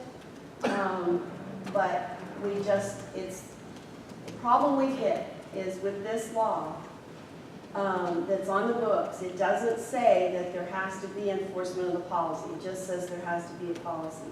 That has left open on this campus the police, campus police, and frankly the administrators to say, well, we really can't do anything. But the policy does provide some remedy. We just need an administrator who will actually come up and say, this is what we need to do. And that is another reason I want the committee, is because the committee could then put pressure on the higher-ups to do this. But I will say this too, I am waiting to see what happens with the law in the legislature to move the age to 21 to buy it. The way it is right now, it actually puts some punitive damage on the people who possess it. TFL and some others are opposed to that, and so I don't know if we have a chance of how that's going to be worded. But if it actually makes it punitive for people below the age of 21 to possess it, then we have an enforcement, a reason that we can enforce it. We can put it that way. Juan? I guess along those lines, like, say, you know, I find a student smoking, and I kindly ask that person to put it out, and he tells me to go take a hike in so many words. Yeah. Like, what is, there is, you know, we're 100% tobacco free, you see signs sort of all over the place. What are the repercussions to a student Well, currently? Like, okay, the way it works currently, and keep in mind that we are getting a new vice president for student affairs who actually is coming from a campus that is smoke-free only. So we're going to have to do some education in that regard as well. But the way the policy reads now, you can collect the student's name, and you know, if it's somebody in your class, that's easier to do than if it's somebody that you encounter on campus. And you can then send them to the dean of students, and then they can go through the judicial process.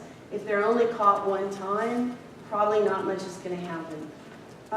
Here's what my experience, because I do a lot of this, last week, you know, all the time. I will, if it's a cigarette, I will say to them, please put it out right now. And I just walk on. I mean, I kind of watch them, but most of the time they'll comply and they'll do it, and they'll say, oh, I didn't know, or oh, I'm sorry. It's different with the e-cigarettes. They're much less willing to stop vaping, and they don't know that we have a policy that prohibits it, and they can hide it. So that's why we've got to approach e-cigarettes completely differently. And I've been talking with Amy. You know, we're really interested in going after a grant to try to figure out how to deal with these cigarettes, because our general cessation stuff with cigarettes is not going to work for e-cigarettes. This is a start. This is a place start dealing with this. The other legislative action that could be taken is that the state law is you can't smoke within, or use tobacco products within 50 feet of a state office building. Well, that automatically excludes most of the buildings on this campus because they're not primary office buildings. And so in that regard, that would be another aspect, along with increasing the age on which you can purchase the product, is also making it illegal to smoke within 50 feet of any state building, and then that way, that would be pretty ironclad in lots of regards, because it would then be a misdemeanor. And our police are enacted to enforce misdemeanors. Yes? But I will say too that the reason I say support for the education program is because I think we'll make more progress with education than we will with community enforcement. Stephen? Community enforcement. Yeah, I just wanted to make a comment about how the wording regarding the enforcement struck me. Yeah. Just to see your comments. This is whereas LSU has failed to enforce, and then the next one, whereas LSU further ignored. Somehow to me it sounds like it's LSU versus us, where we're LSU and we're supposed to be LSU. Can we say what aspect of LSU has failed to enforce? I will stick my neck out since I'm not going to be president next year.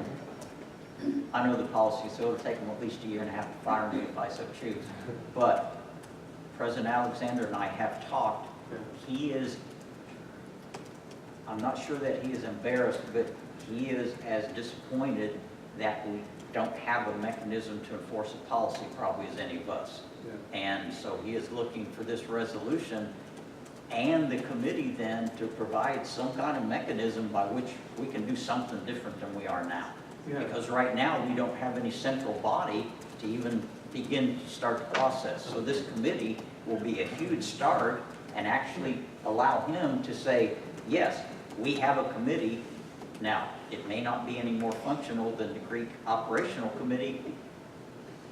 It depends on the members and exactly what we want to do. So you thought about this wording pretty carefully. Yes, but, and let me yes. say too, it's not just, I mean, I could have very easily said administrators have not, but Yeah, the way but the policy nice, is written, it really puts the onus on all of us okay. to do this. And then also, I have also appealed several times to the risk management people, and they have just totally not responded. So it's not just, it's really everybody who just let this go.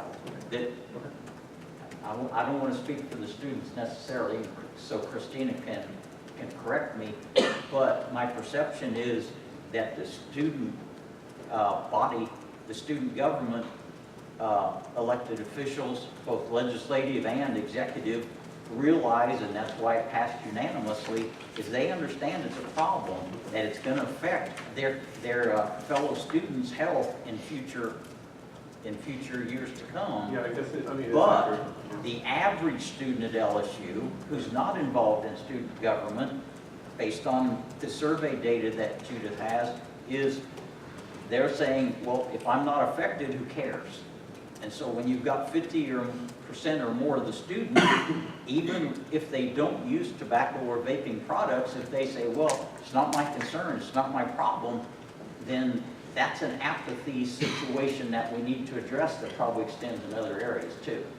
And that's just my comment, that the student government representatives have the same opinion as we do, is if we're going to have health and wellness as one of our cornerstones, one of our 6 initiatives here at LSU, then we have to really jump into that, not just with that, but with obesity treatments, nutrition, all of those things. We've got our lactation rooms now. The plan is to expand those so they're even more visible and more accessible than they are now. So if we're really going to have one of our initiatives as health and wellness, then we have to go full bore in all areas. Yeah, thanks for the Christine? Just with some drug enforcement, that was something that was debated heavily in the student senate, and it is a huge issue. Cigarettes and e-cigarettes are very similar in terms of the trends and the way that people use them, but there are some significant differences. E-cigarettes, it's unlikely that enforcement of the policy would have any effect on how people use e-cigarettes. That's why, or at least from the student side, obviously we don't want to see a lot of enforcement. We want to see a lot of awareness and education and resources offered to students. Kids can like hit these e-cigarettes in class, like walking through hallways, anywhere. It's like a huge issue, and it's, you know, people aren't even aware that people are vaping around them. So in terms of enforcement, our group, that the research we did identify that probably the best area to focus on would be residence halls and freshmen, especially considering the new, that all students will be living on campus. The current recourse they have for tobacco enforcement is a little bit lackluster in my opinion. There's not a lot of education that goes into, you know, once someone is caught with anything in their room, then they go through this process of getting forgiven or whatever it is that they do, but there's not a lot of education, and these e-cigarettes, no one really knows that much about them that are using them. They're so addictive. Whatever the statistics say about how much nicotine they have or how they're used, as someone personally who has used one, I will admit it, and who has smoked cigarettes, they are so much more powerful and so much more addictive. And the reason why us as students, we are so concerned isn't because we want to enforce it, we want to like look good as a school, but because like this is legitimately a huge issue. Like I personally have friends that are super addicted, and just I've seen how much it's grown. So the concern is definitely there from students. Enforcement, I feel like, will be another issue altogether, but there is a lot of support. Any other discussion, comments? I have a couple Joe? thoughts. Would it be possible for our School of Education that goes to the lab school and teaches, or teachers that go to different high schools around, to talk about that kind of policy, you know, at the high school level before they get here? And then secondly, would it be possible to have a pledge statement when they're coming here to be a freshman, that they pledge not to use cigarettes or jewels on campus? I don't think we could speak to the pledge part. I think that would have to come through student life and the recruitment people and their views of whether that, I don't know they make them pledge anything else, so I don't know that that would be the best thing. There are some high schools in town. The only ones I know about are the private schools, but I think probably some of the public schools are waking up to this as well. And you really have to involve parents with that. But yes, I would love to see us, I mean, my vision is for LSU to be the national leader in this, because no school is handling this well, except for 2 or 3, right, that have actually got to jump on this, where far we are. But we do have to start at the middle school level with this, and I'm hoping that TFL will come through with this. They're talking like they're going to, but they haven't so far. And then the FDA is still, well, the development that happens is this, is there's been a number of students who've had seizures, and the FDA is investigating whether those seizures are linked to their use of e-cigarettes. And that kind of stuff will be a big, you know, that'll get doctors and a lot of people involved with this. So I do envision it as being a bigger deal than it is right now. We've got to start somewhere, and we're the best place to start. And then to push it down, we've got our lab school. Let's try some stuff in our lab school if they'll let us. And you know, there's a lot of different ways, and that's why I've kind of linked up with Amy. Also, the vet school, those researchers are working on the particle stuff, so they're going to have some hard evidence about what is actually ingested and what the side stream contains in these e-cigarettes. Yeah, so I remember about 15 years ago, there was so much smoking on campus. Do you know if that was there was any LSU initiative going on to reduce that drastically, or was that? Well, I've been involved with this for 19 years. Yeah. So I can tell you that it was mostly me with grants and working with this. I had a student organization part of that time. And my grants required us to have events for the American Smokeout and Kick Butt Day, which we did regularly. And I could tell you war stories about going to talk to the presidents and chancellors through the years, and what their response was pretty uniformly. And so it took the law, it took the Act of 211 to get us where we needed to be. Any last discussion? then we'll vote on the resolution. All those in favor say aye. Aye. All opposed, no. No. Any abstentions? Okay, one abstention that we need to know. Before I ask for a motion to adjourn, I want to again congratulate our new officers for this coming year. Starting in August, President Mandy Lopez, Vice President Joan King, Secretary Fabio DePerio, our at-large Presenta Chakrabarty, and Julia Lede. And they'll be joining us when we have meetings this summer, so we can edge them into that. Our two committee representatives, Jennifer Brown and Randy Trahan, Budget Planning Advisory Committee, Jacqueline Moffett, and alternate Joey Gregoria. And I want to again thank all of you for your support this past year, and especially thank the retiring senators. I'm not going to point any of you individually, but we hope that you'll remember us and continue to be involved in faculty governance, either at the department, college, or after you sit out a year at the university level. So with that, I will entertain a motion to adjourn. Juan, second. All in favor, say aye. Aye. So have a great summer. And the way